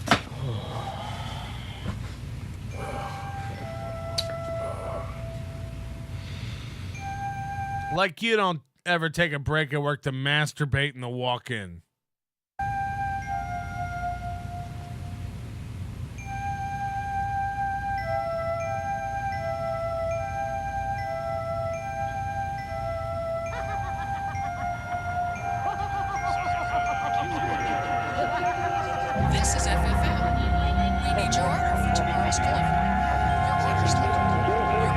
is late. Your order is late.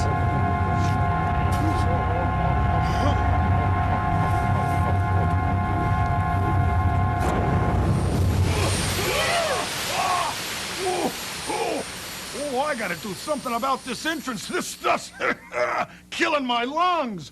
Who are you? What are you doing here? How'd you get in here? Hold your horses. My Whoa, it's Pat Dixon doing a newspaper voice. inquisitive friend, your inventory problems are over. I'm your man. Acuman. Do you run out of product? Do you have to transfer product from a neighboring Hardees? Have you ever had to pick up product from your FFM distribution center? Hello, Does the exactly. boss complain about too much inventory in your restaurant? Is outdated product causing raw waste? Do you wish that you could spend about an hour one time per week to do a whole week's worth of orders?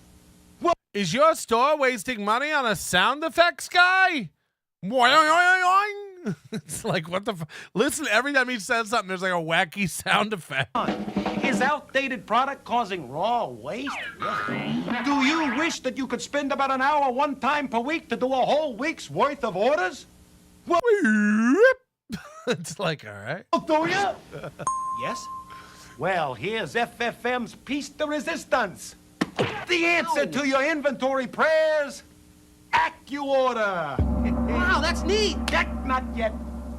This little gizmo uses the latest in handheld computer technology, together with copyrighted software. It's developed specifically for FFM customers to make ordering a breeze. AccuOrder uses the sequenced inventory. Whoa! And you can tell it's good because the sound effects make it sound so.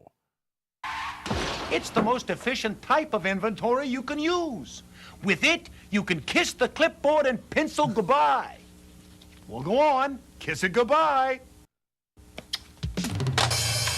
Why? Because the sequenced inventory will remember each inventory location in your restaurant in sequence. Once you enter the sequence of items, AccuOrder will remember that sequence for every inventory you ever take. Bada boom. Hello? So, first thing you do is take some time now to think about how your restaurant storage areas are. Does anybody want to guess what year this is? What year this is? It's 1993. And the Hardees AccuOrder inventory system was just hitting the scene, shaking things up. They're laid out. Later. Good boy. Later, you'll draw a diagram of your restaurant and show all the areas where you store product. Include dry goods, storerooms, coolers. Your car. Freezers, basements, office, outside sheds, anywhere you store product. Now, draw a path on the diagram that will be the easiest for you to follow each week. Go on. Don't be afraid. Like, the sound effects are so overused. This path will be the backbone of your sequenced inventory.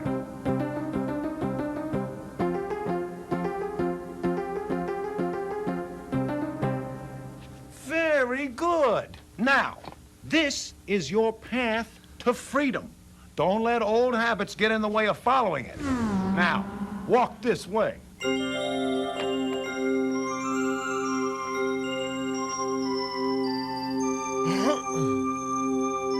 Now hear this. Now hear this. It will take about 3 hours to totally set up AccuOrder. Take the initial sequenced inventory, compute the orders, edit the orders, and transmit to FFM. Try to find a block of time to work with AccuOrder the first time through. After this, the entire process from beginning to end should take about 1 hour. And yes, you'll need to make up your next set of truck orders for the week. This will be the last one you'll ever need at Hardees. Now, what do you say we fire this baby up? Are you ready? Can I? Sure. Great! Not yet. First, turn on AccuOrder by pressing the on-off key. This thing looks like a scientific calculator, but way thicker. It looks like a scientific calculator got merged with a cell, like one of those satellite or early car phones. They came out with stuff like this in the early 90s that was supposed to make your life so much easier. You know, they would go like, it's simple. All you have to do is follow this easy manual. And it's like 3 inches thick.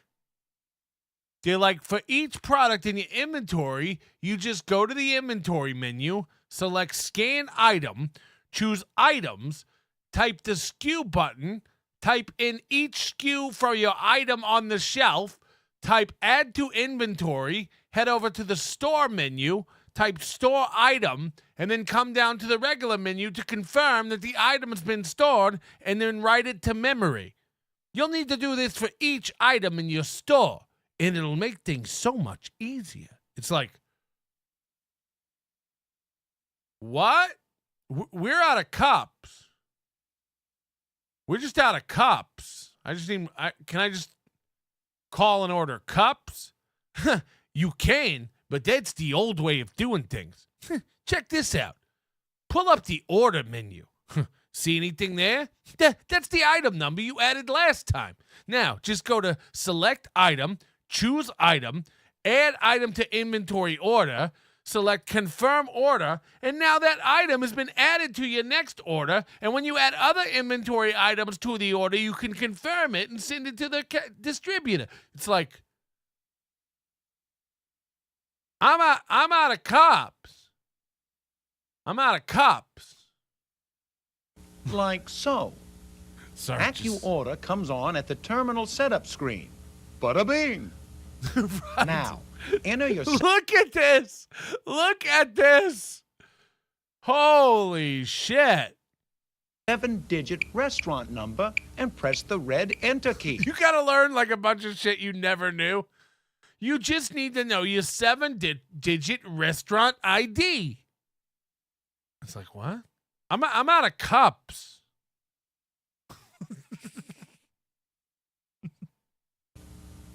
Now, enter your restaurant name. You can enter up to 15 characters. To enter the letters Q through Z and space, press the blue shift key first and the corresponding key. This sounds easier than I ever thought. What if I make a mistake? A good question. You can start over at any time. Just remember to block out a fresh 3 hours to start. If you make a mistake, you can simply pack up your device, mail it back to us. We'll install new firmware and get it back to you in a jiffy. Of course, you'll want to use another AccuOrder terminal to order your replacement AccuOrder terminal. use the blue left and right arrows to back up or move forward. The blue clear key will clear the entire field so you can start over. When you have it right, press enter. Next, enter the toll-free telephone number supplied. I mean, this is like Snake on a Nokia 5160. What are we doing? To you by FFM. This is a special 800 number for AccuOrder. Enter this number the same way you dial it using the telephone in your restaurant. 1 for long distance, then 800, followed by the 7-digit number. What if your telephone is set up so a special code is needed before calling long distance? What? Beats me. You'll have to do 9, comma. The comma tells it to pause. Just check the AccuOrder user manual for additional information. For now, just enter the 800 number as instructed. Now, we'll enter the special DID number. This is a special code to make sure the telephone number has been entered correctly. I did. DID. Did. AccuOrder won't work without the DID number. Enter this number now and press enter. If you entered the telephone and DID number correctly, AccuOrder will ask, accept, press yes to continue. Bada bang! Bada bang! Now, AccuOrder wants to know the type of phone service you have in your restaurant. Tone or pulse. Lift the handset and dial some numbers. If you hear beeps or tones, press enter. If you hear clicks, press P. If you hear a Nigerian man, hang up. It's probably a wrong number. If no more phone options are needed, press no. Then enter yes to accept. Bada boom! Bada bang! Bada boom! I no longer require the phone. Okay. Thank you. Now you're getting ready to tell AccuOrder when you'll take inventory every week. And put some tater tots in there for Daddy. Hey, I got a question. Is there a best time to do inventory using AccuOrder? A good question. Thank you. Since you can only choose one day, I recommend the day after your first delivery each week. If you receive a delivery on Sunday, choose Monday. If your first delivery is on Monday, choose Tuesday. I get it. Very good. Right. And so on. Use the page down key, F4, or page up key, F2, to scroll through the days. Press yes for your inventory day. Continue to scroll down until you receive the accept prompt. What in the fuck? Press yes to lock it in. Now, AccuOrder needs to know your scheduled delivery days. Is accuracy important? Accuracy here is... It's the name of the game. Keep up. This guy, why I oughta. Very important for two reasons. One, because AccuOrder calculates your exact needs based on product deliveries on those days. And two, AccuOrder will compute the calendar date for each one of your orders. If your orders are dated incorrectly, FFM will get real confused. Use the page down or page up keys to get to your first delivery day. Press yes to select that day. Do the same for all your delivery days. Then accept the entries. Bada bang! Bada bang! Next, AccuOrder needs to know how your sales are distributed across the week. How'd I do that? How'd I do that? I'm gonna tell you. Great! Compute the percentage of sales each day for your restaurant. How is it saving time? Compute the percentage of sales each day for your restaurant. Here's an example. Sorry. It's all right. This is what makes AccuOrder accurate. Why? Because. Why can't it do that? Isn't the point of it to order things when they run out? AccuOrder uses these percentages to calculate the product usage for each day of the week. After you've worked them out, you go. Sorry. Don't touch any more props, please. I mean, this is Carrot Top level cornball. After you've worked them out, enter each day's percent of the weekly sales in whole numbers. Now, if Sunday represents 12% of your whole week's sales, key in 1, 2. Very good. And press enter. With each percent that you enter, AccuOrder displays the running total on the bottom. So it's like a calculator. The percentages that you key in must total 100. Press enter when you've completed this screen. Listen, I hope I'm not jumping the gun. Oh, no.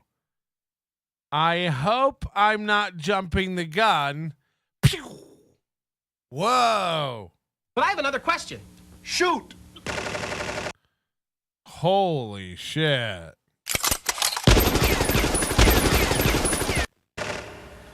How do I avoid running out of product before delivery? I'm always running into this problem. My poor, poor fellow. I know just how you feel.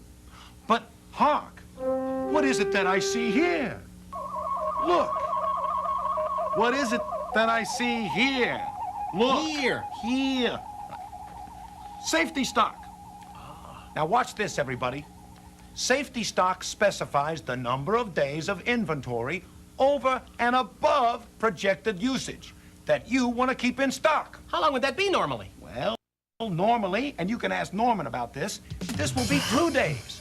This is the amount of inventory you'll always have in your restaurant whenever the FFM truck arrives. Now, at the day of stock prompt, key in the desired number of days and press enter.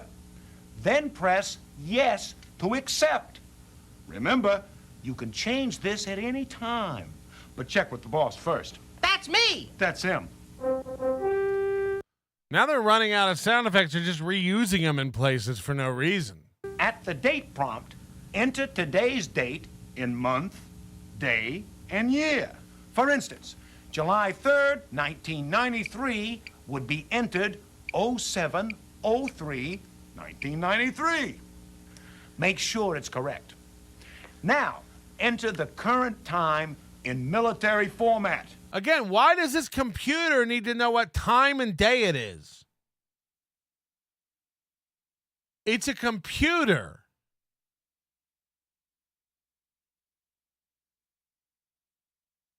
Imagine if I started my computer up every morning. I had to tell it what time it is, what day it is, what YouTube is, where it can find that. You want to go to a website? Easy. Just enter the IP address of the website you're looking for, and bada boom, it comes up. Say you want to order something and put in your credit card. No problem. Let's get you on a secure connection. Open up a menu and go to cryptography. Here's where you'll want to type in your private key. If you don't know this by heart, what have you been doing with your life? Next, your computer will want to know who it is and what does it do. You'll have to tell it about itself and give it some encouragement so they can order hash browns for your restaurant. Why? Tell me what, wingy. You know why. You're going to want supplies, and you're going to need to run your restaurant like a ship. This computer's going to want to know its gender, too. So get ready to specify. 9:35 in the morning would be 093500. Yeah, what is FFM Corp? Is this like the parent company of Hardees, Carl's Jr.? 9:35 in the evening would be 21:3500. Remember to enter it in military time.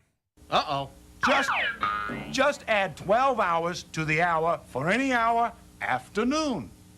Oh, I get it. He gets it. Press yes to accept all your entries. Now, AccuOrder should now be at the main menu. Congratulations. Terminal setup, finito. Bada boom. Bada bang, bada boom. Okay, you read them, then feed them. Let's take an inventory. Now, at the main menu, select number 1, inventory. Now, select number 1 again. Remember the path you laid out? Well, enter the first item number you come to on the path. AccuOrder asks if you want to add this item to your inventory sequence. Press yes. Now you enter the total number of cases in this location by pressing enter. How many cases? The sequenced inventory lets you use decimal case counts. If you have 1.5 cases, you would... For fuck's sake, it's just 13, 14, 15, 16 o'clock. We don't have to do math to figure it out. Yeah, is that a lost reference? What was it? 4, 8, 15, 16, 23. 4, 8, 15, 16, 23. I know 42. Is that it? 6 numbers? Is that the lost sequence? Enter it as 1.5.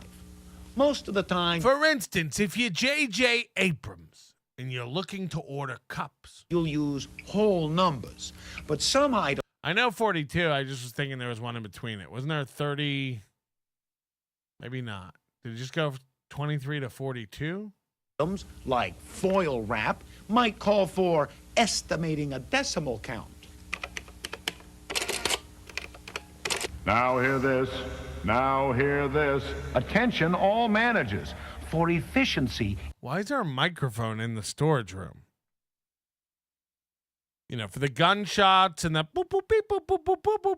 There doesn't need to be anything physically in the shot, but for somehow if they put reverb on his voice, they have to give him a prop mic. It's very important to try to store items Also, it's the only storage unit with a hair light. in the same location. I've got pickles stored in a couple locations. I got pickles stored in a couple of locations. In case you get robbed. And they're like, is this all your pickles? I go, yes. And they have no idea. I got a whole nother case in the back. No problemo. Even if you have pickles in 3 places, each time you come to pickles, just enter the item number in the sequence. AccuOrder will remember where it is, and it will add them all together when you calculate your order. Bada bing! Now it's bada bing.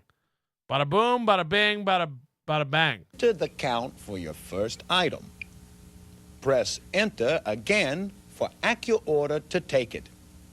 Continue this process for each item you come to on your established path. 1. Enter item number. 2. Press enter to display. 3. Press enter to add. 4. Enter inventory count. 5. Press enter to display. This is gonna save me so much time. 6. Press enter to add. And now the big moment has arrived when we will let the big guy take over AccuOrder. Really? Really? You're not gonna smack me. Just kidding. All right, let's see. 2311. 10-ounce hot cups. 0493. It says not found. Do I want to add the file? Sure. AccuOrder lets you add all items not found in the built-in item master file. How? Oh, simple. Simply press yes and key in the item description. Up to 18 characters. Whoa! Somebody's doing swell. Remember to use the shift key for letters Q through Z and space. What next? Next, you'll key in and enter the item's units of measure, usually case or each. And then the new item's units per case. After you're finished entering all the items in this initial inventory, press N key. At the prompt, press yes to complete. Bada bing! Now we have to tell AccuOrder the order method for each item you entered. How do you... Holy shit. So basically you have to tell this computer what day it is, what time it is, when you want things, when you get things, how much you have, how much you need, and where to order that.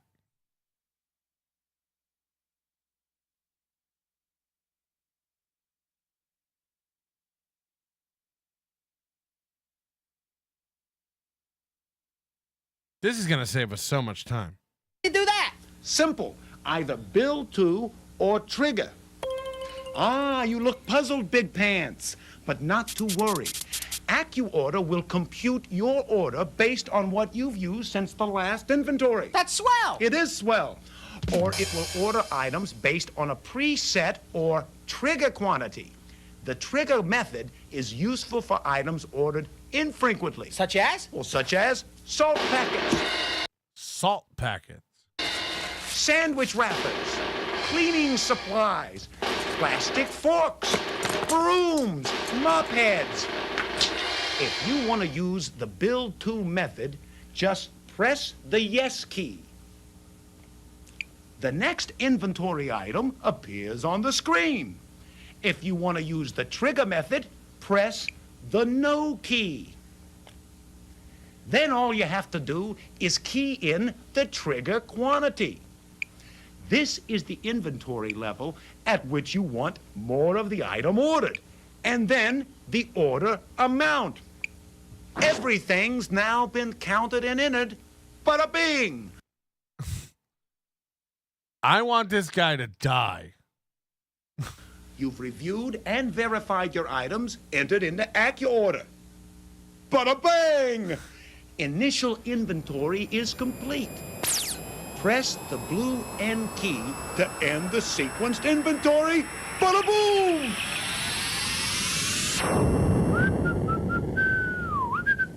What's happening now? Why the wait? Everything's fine. Everything's fine. In fact, everything is a wonderful, a wonderful, a one, a two, a three. No. The information that we put into AccuOrder is being processed. No. Right now. It should take about another 30 minutes. You can call me This little gizmo will Nannerpuss. be 4 Nannerpuss. times when the process is almost complete. Hold on. You have to wait then? You wait. You hear that? 30 minutes. No. The information that we put into AccuOrder is being processed right now. You have to wait 30 minutes for this calculator to process the information you put in. It should take about another 30 minutes. This little gizmo will beep 4 times when the process is almost complete. It'll beep 4 times when it's done. Hey, don't you think you ought to take care of those truck orders for next week? And that goes for you, too. And please, spend a little extra time on them to make sure that they are accurate. See you later.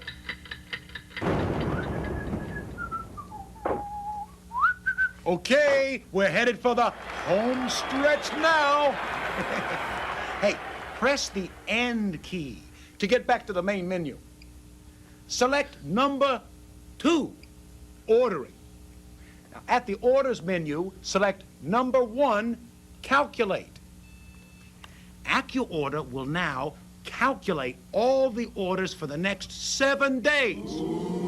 Now, select number... What the fuck was it doing for half an hour? 3, edit orders. Select order number 1, your first order of the week. See? All the quantity fields for the order items are 0. That's why I asked you to get your manual truck orders ready, okay? Orders up. Got the other right here. Oh, great. Let's enter them into AccuOrder right now. For each item, press clear and enter your order quantity. And press enter. Use page down to get to the next item. If it's something you don't want to order, leave the quantity 0. We don't need any pickles. I can't. Imagine this is like when computers were like coming of age. And they were at a point where they were like, we don't know why, but computers are the future. And we're going to make people use them. We don't know how or why or when or who or really anything. We don't understand anything about them, but we've developed this handheld calculator thing. And basically everything you know, if you could tell this computer, and then the computer will ask you if you put it in right, and then you'll say yes or no. And then everything you know will be in the computer. And then you're like, okay, how does that help us? You're like, well, now it's in a computer. So you can call it up and look at it anytime you want. You're like, well, I used to have a sheet of paper just on my cork board. where I could see all this information. You know, this is the big problem. This is the big problem at the Callahan Brake Factory. It's why that stupid bitch screwed up the orders, almost cost Tommy the company. You know, she had a system. She knew it. They made her put it into the computer. Everything got fucked up. How many restaurants got the wrong number of buns back in 1993 because of this system? Huh? I don't even want to think about it. Disgusting, disgusting, disgusting level of embarrassment. So that's the Hardees AccuOrder system. I can't watch another fucking minute of it. But I can watch a few minutes of this guy before we get out of here.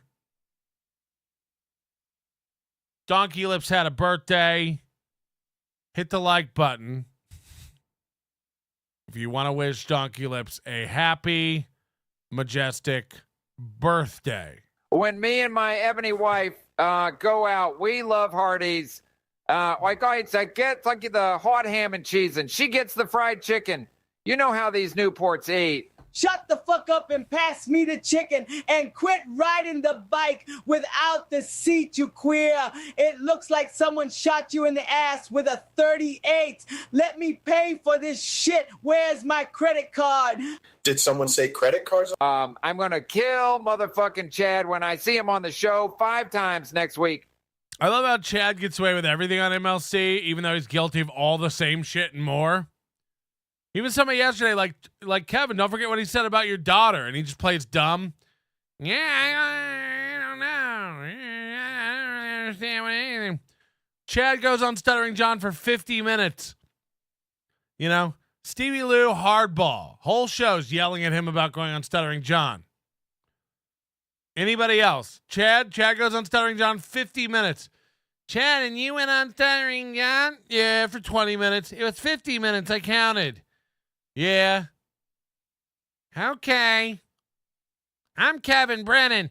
I'm really tough unless you're Chad. If you're Chad, you can talk about fucking my little girl. I'm cool with it. If you're Chad, you can go on Stuttering John's show and not get paid, and I'll still give you money because you're Chad. Yeah. I'm pretty tough unless you're Chad. You can't. Anybody goes and does a show with Melton, you're off to a show. Unless you're Chad, you can do a show with Gino. Shake hands and suck his dick. And then if you're Chad, I'm not so tough. I'm Kevin Brand. I don't even know what this accent is. Because somebody said Kevin Brennan is turning on Chad. You can see it coming. Yeah, and then what? And then he'll take him back. It's like, imagine ever giving Kevin Brennan credit for anything again. Nothing the man says is real or accurate or means anything. I watched Pat Dixon on there the other day, too. It's like, Kevin was like, you can say anything you want, but at least I'm real. And I tell it how it is. And I don't lie. I tell the truth. And I watched Pat Dixon go, yeah, you are genuine. You do keep it real. It hurt. It hurts everything in my soul. And you got to wonder, is Pat Dixon the best comedian ever? Is this dry, deadpan confirmation of Kevin Brennan's horseshit just some of the best comedy we've ever seen? Is this satire plus? Yeah, no, you are a straight shooter, Kevin. You do always make sense and have consistent points of view.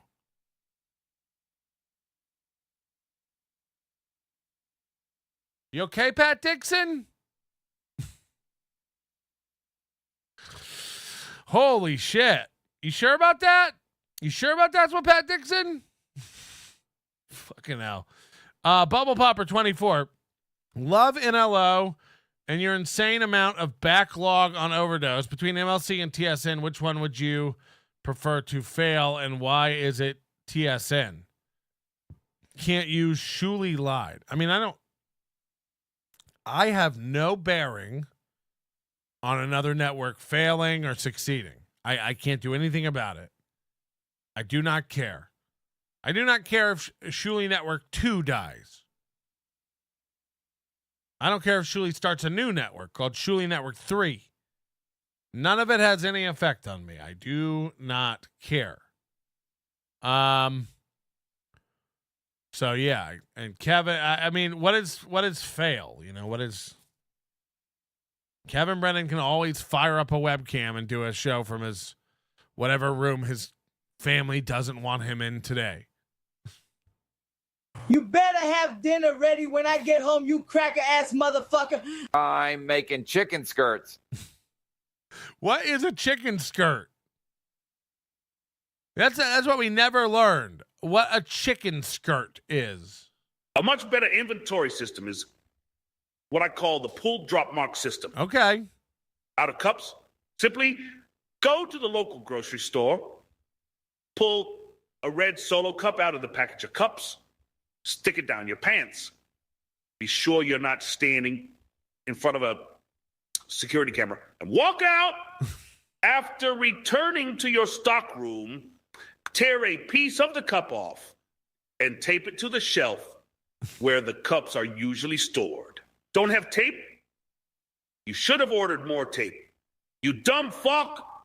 Hey, could you hit the like button? You know, we can't do this without you.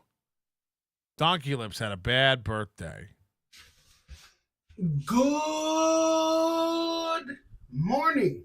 Might be afternoon, might be evening, depending on when you're watching this. Same as a Tony Mazer intro. Hi, and welcome on in to the Check Your Brain podcast, whether you're watching this on Spotify or YouTube or just starts naming things off. It's like, you don't have to, for us to continue this, you don't have to guess how I'm watching it. Yeah, you may be watching this on, yeah, it's like, I don't. But hey, man, I just wanted to get on. Hey, you could be watching this in the morning or the night or the afternoon or any time of day. Wow, man. Yeah, make sure that, keep that in. Keep that in. Did I say, hey, man? Hey, y'all. Is that good? Hey, y'all, I just wanted to get online and, boy, let you know I had a doozy of a Super Bowl weekend. It's also my birthday weekend. Some of y'all knew that. But I decided I wish my Raiders were in the Super Bowl because it was in Vegas. And thanks, John Cruden. I was dreaming a few years back knowing that my birthday would coincide with the Stupid Bowl or the. I was dreaming a few years back.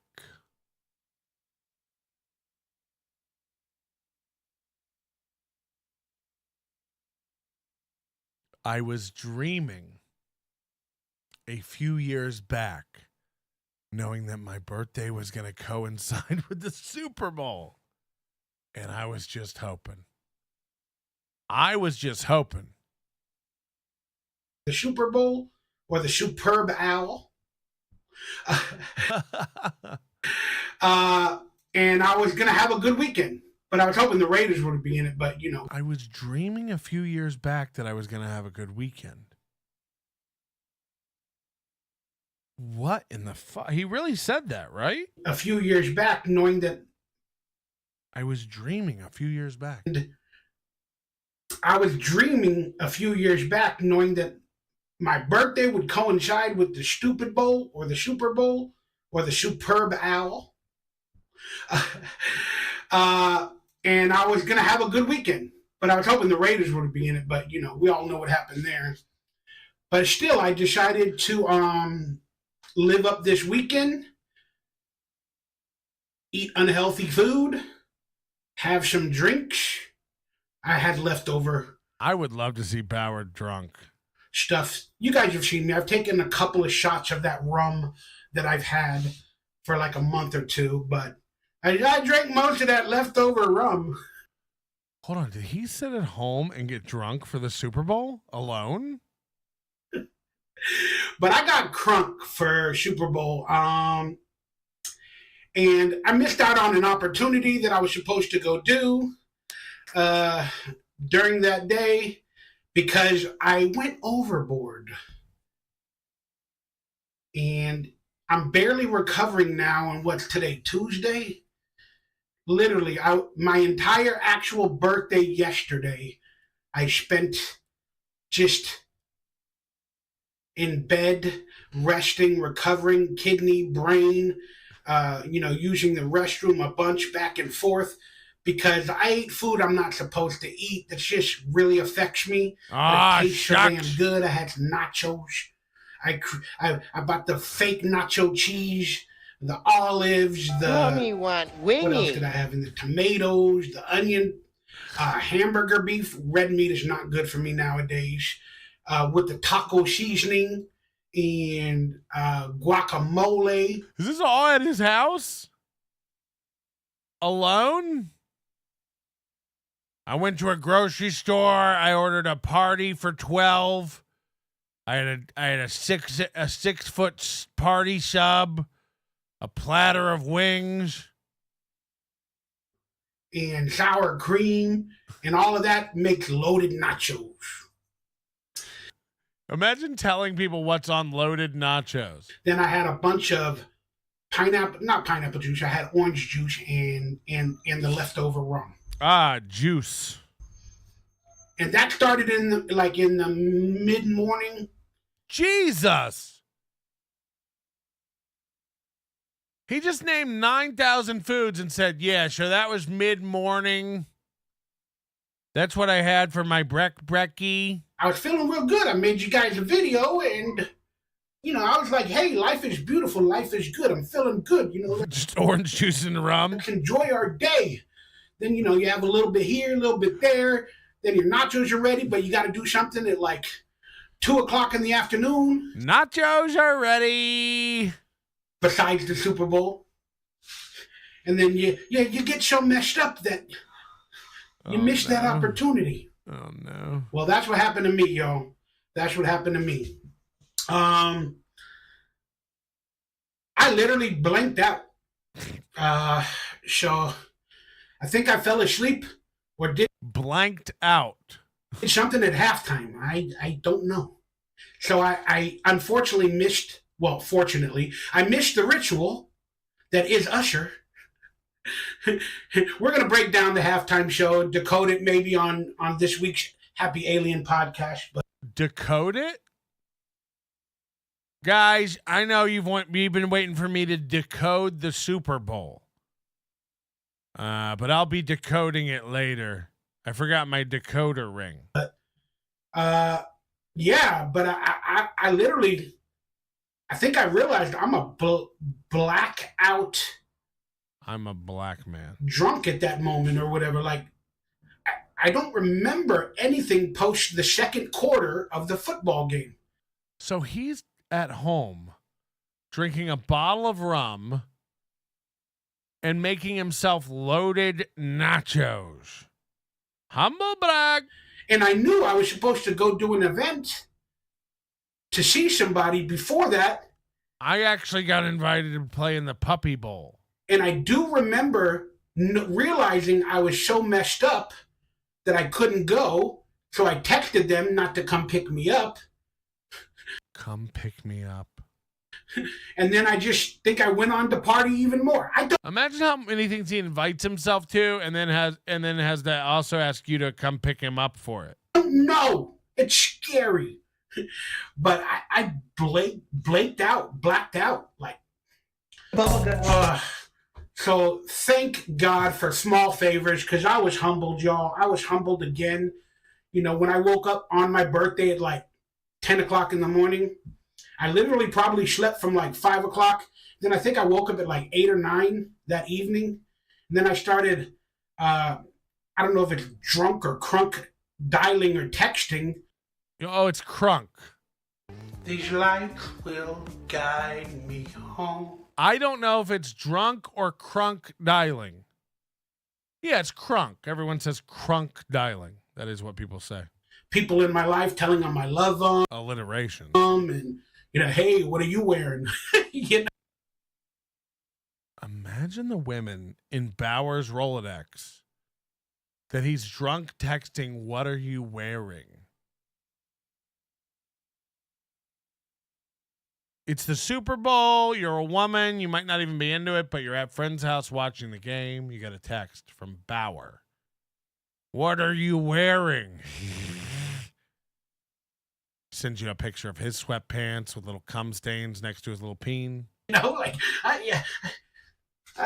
I definitely communicated, with a few people that night of the Super Bowl after sleeping for 3 or 4 hours, but I was still like in a halfway messed up state, which is not good at all. It's not good at all, man. But I woke up the next day, which was Monday, my birthday, and I was his birthday's on Monday, but he says my birthday was Super Bowl weekend.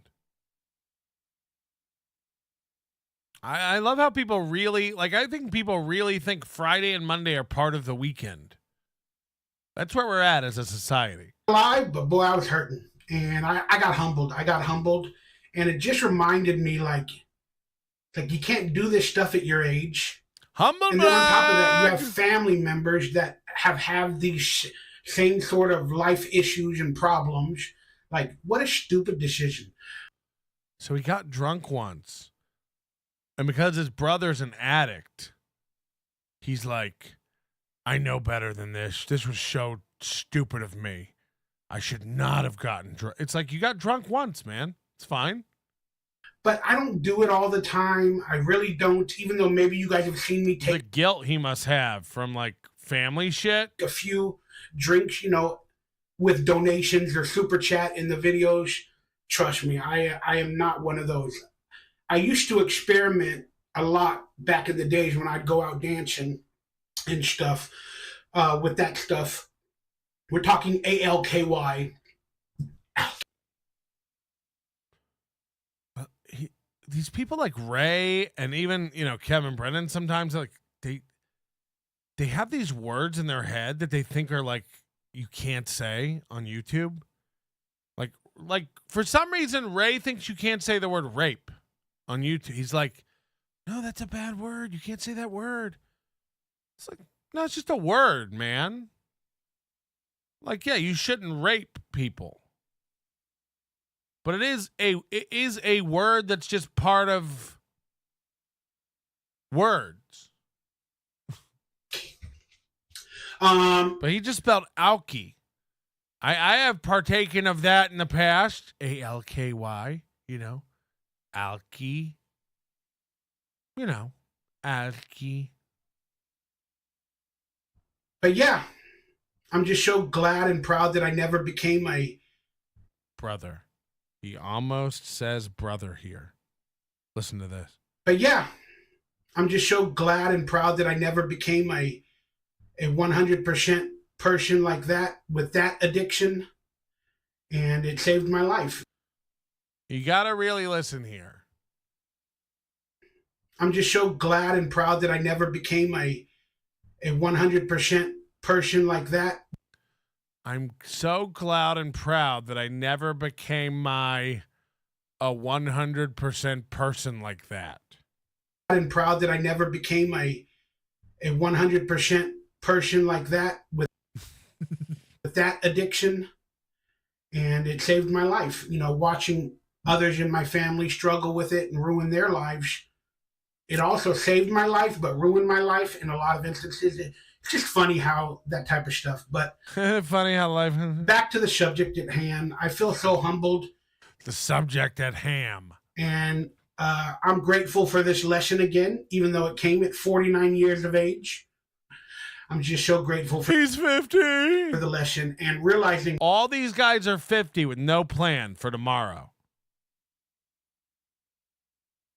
Chad Ray and Michael Ray Bauer are one wrong move away from being homeless. This isn't even a joke. All these guys could be homeless in 2024. It could happen. It could happen like that. If one of these guys has $5,000 in the bank, I'll eat my own sausage dick. I'll make it into sausage, and then I'll eat it. My own little sausage dick. That's a fact. That's a fact. Doom, member for 3 months. The turn is what Christina Catalano does on Tampa street corners for $20, allegedly. Oh, no. Confirmed. Allegedly, the turn. Oh, because she's turning tricks. She turns tricks. The turn. When you pull up to, imagine you pull up to Christina Catalano on a Tampa street corner, and you're like, honey, give us a little turn. Give us a little turn. Do a little turn. Make a little love. Get turned tonight. Get turned tonight. You make her. Come on, girl. Do that dance. Pull that skirt up. Do that turn. Give us a little. Do that turn. DK, member for 9 months. Is that all? What time did your second show of the day start? Any updates on the Hilton rooms in Vegas for Hackamania? Shut up, Chad. Shut up, Chad. Come on with this Hilton. Come on with this Hilton stuff. I won't put up with it. Because normally I wake up on certain days and I'm like, oh, I don't feel good. Like, it's so hard just to wake up, you know, and then I struggle to do anything with my barriers. And I'm sure many of you deal with this. It's not only because of age. Age. I'm sorry, did you say AIDS? Yeah, age. I'm still hearing a DS. AIDS? No, I'm struggling with age. AIDS. Age. I'm sorry, you're saying it like age, but I hear AIDS. Yes, age. It's just because I'll have 2 eggs. Age. Bacon and age. Because of life. And how come you can't order bacon and AIDS? Bacon and AIDS. In everything our bodies and our brains and have went through. Because I'm an extremely overactive thinker. If he does this again. I struggle like every day to wake up, do this, do that. You know, I keep fighting. I keep doing my best, but I'm like, oh, I don't feel good. Keep fighting. Every day I wake up and fight. April looks like a really cool bird today. But after getting crunk, I woke up a day later, even 2 days later today, and I'm like, on those days where I complain that I say I'm not feeling good, I'm actually really healthy on those freaking days compared to the feelings that I had a day or even 2 days after getting crunk. Just depends on which side of the futon you wake up on. Oh, good. The ghost of Mr. P is here. I don't know. I don't know. It's like when a stray dog comes back. You're happy to have him, but you don't know where you stand. Is he going to bite? Is he hungry? Where's he been? I bet he's seen some shit. For my birthday Super Bowl party or whatever. So I got humbled. And I was like, man, I am definitely healthy on all those other days. So one day he got drunk and made loaded nachos, and that made him realize how healthy he is. He's like, you know, that yesterday was crazy, but you got to get back to making crock pot chili dogs and toilet tacos, because you do pretty good on a normal day, Melton. You do pretty good. You got a little carried away yesterday, but for the most part, you're in good shape. I don't think I can complain anymore where I'm like, oh, I don't feel good. Oh, this hurts, that hurts. I can't even wait. You dug my alcoholic mom up? Say it to my fucking face, you piece of shit. You think I'm going to sit here and let you talk about my fucking mom like that? Come, bitch. Nobody talks about my mother like that. I don't actually forgot I don't give a shit. I was the wrong guy for a second. Sorry. I thought I was guy who draws a line in the sand that can't be crossed and fights everybody regardless of consequences over nothing. But then I realized people can say anything they want. I can't really do anything about it. So I don't even. What am I gonna do? Wake up. Yeah, that's nothing compared to the feeling of getting crunk with loaded nachos and rum and pineapple. I can't take crunk. Hey! Say loaded pineapple nachos. Hey guys, but I just wanted to come on here and I want to get. If he's starting to sign off, there's got to be 10 minutes left. Yep. All right. Well, anyway, guys, I just want you guys daily content, daily videos, but sometimes I just don't have nothing to give. That means financially as well in my life. But you guys have supported me and helped me out, and please hit that thumbs up, that like. Just stop giving him any money. You got to every time he wants money and super chats and stuff, you just say, call Melton. Call Melton. It's time to talk to Melton. Melton wants to give you money. Melton wants to hire you. Melton wants to give you a job. Call Melton. Call Melton. No more money for Bauer. Call Melton. We got to get him to Hackamania. Like that subscribe button. Consider becoming a member for early exclusive content. And I mean, there's never any of that. There's never early content. There's never exclusive content. What you see is not even what you get when it comes to Bauer. That's a fucking fact. Thank you to today's executive producer, Vaping Dago. Again, one of our constant pillars of support around here. We couldn't do it without Vaping Dago, of course. One of the many, many, many high rollers that keep this program afloat on a daily basis, just like you. Just like you. And I got to add Sword and Scales, Mike Boudet, to this list as well for his contribution yesterday. So we'll get you on here. Thank you to everybody who makes this show possible, including the ghost of Mr. P.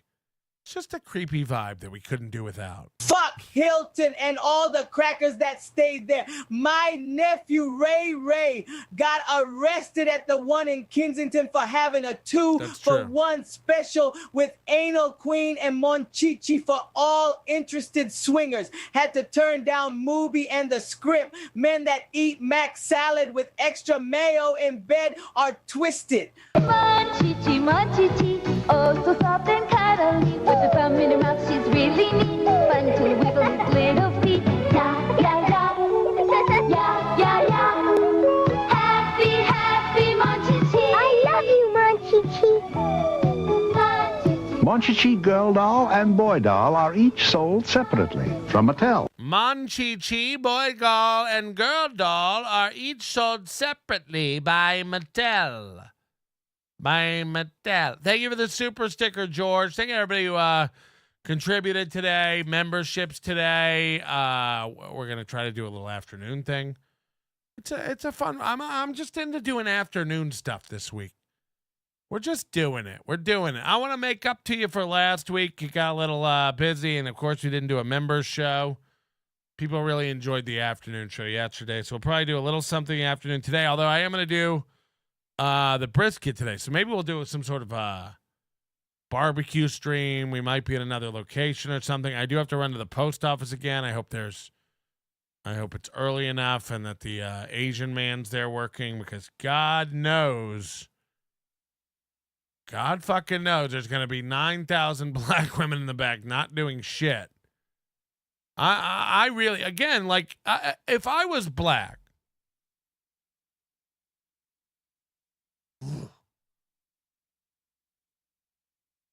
I would want to make sure that no white person ever saw me standing around not doing anything. Just for the people. Just for the sake of the people. You know.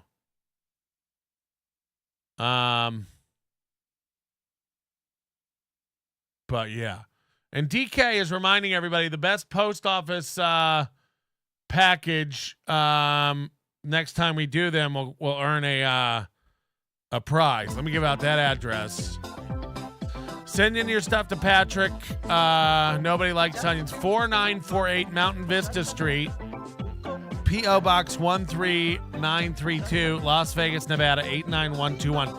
4948 Mountain Vista Street, P.O. Box 13932, Las Vegas, Nevada 89121. And again, I've already got an amazing package.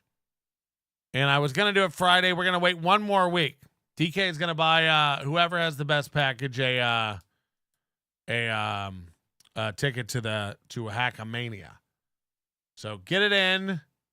send it in and become a part of the program. Okay? Shake your tail feathers. Get it loose. Get it popping. Work it for daddy. Work it for daddy. All right. Thank you guys so much. We'll be back a little later. You know, I wanted to have a Dabbleverse free Tuesday, and we did it. I think we did it. Your manner is most unbecoming of a gentleman. Would you be high on cigarettes? I don't know if the comedy hasn't hit them yet. They're full-blown retarded or just high on cigarettes. A question posed to stupid hoes who don't get it yet. Excuse me, miss. Are you high on cigarettes? I don't know if the comedy hasn't hit them yet. They're full-blown retarded or just high on cigarettes. All the laughter that you decoy if you listen to the show, boy. Patrick melting faces have you stacking an low point. It's the low point, not the reason. The reason is fucking gold. It'll make the taco pony party be a part of your soul. It'll make you vandalize a van with a pedal sticker so bold the family probably get arrested before they get down the road.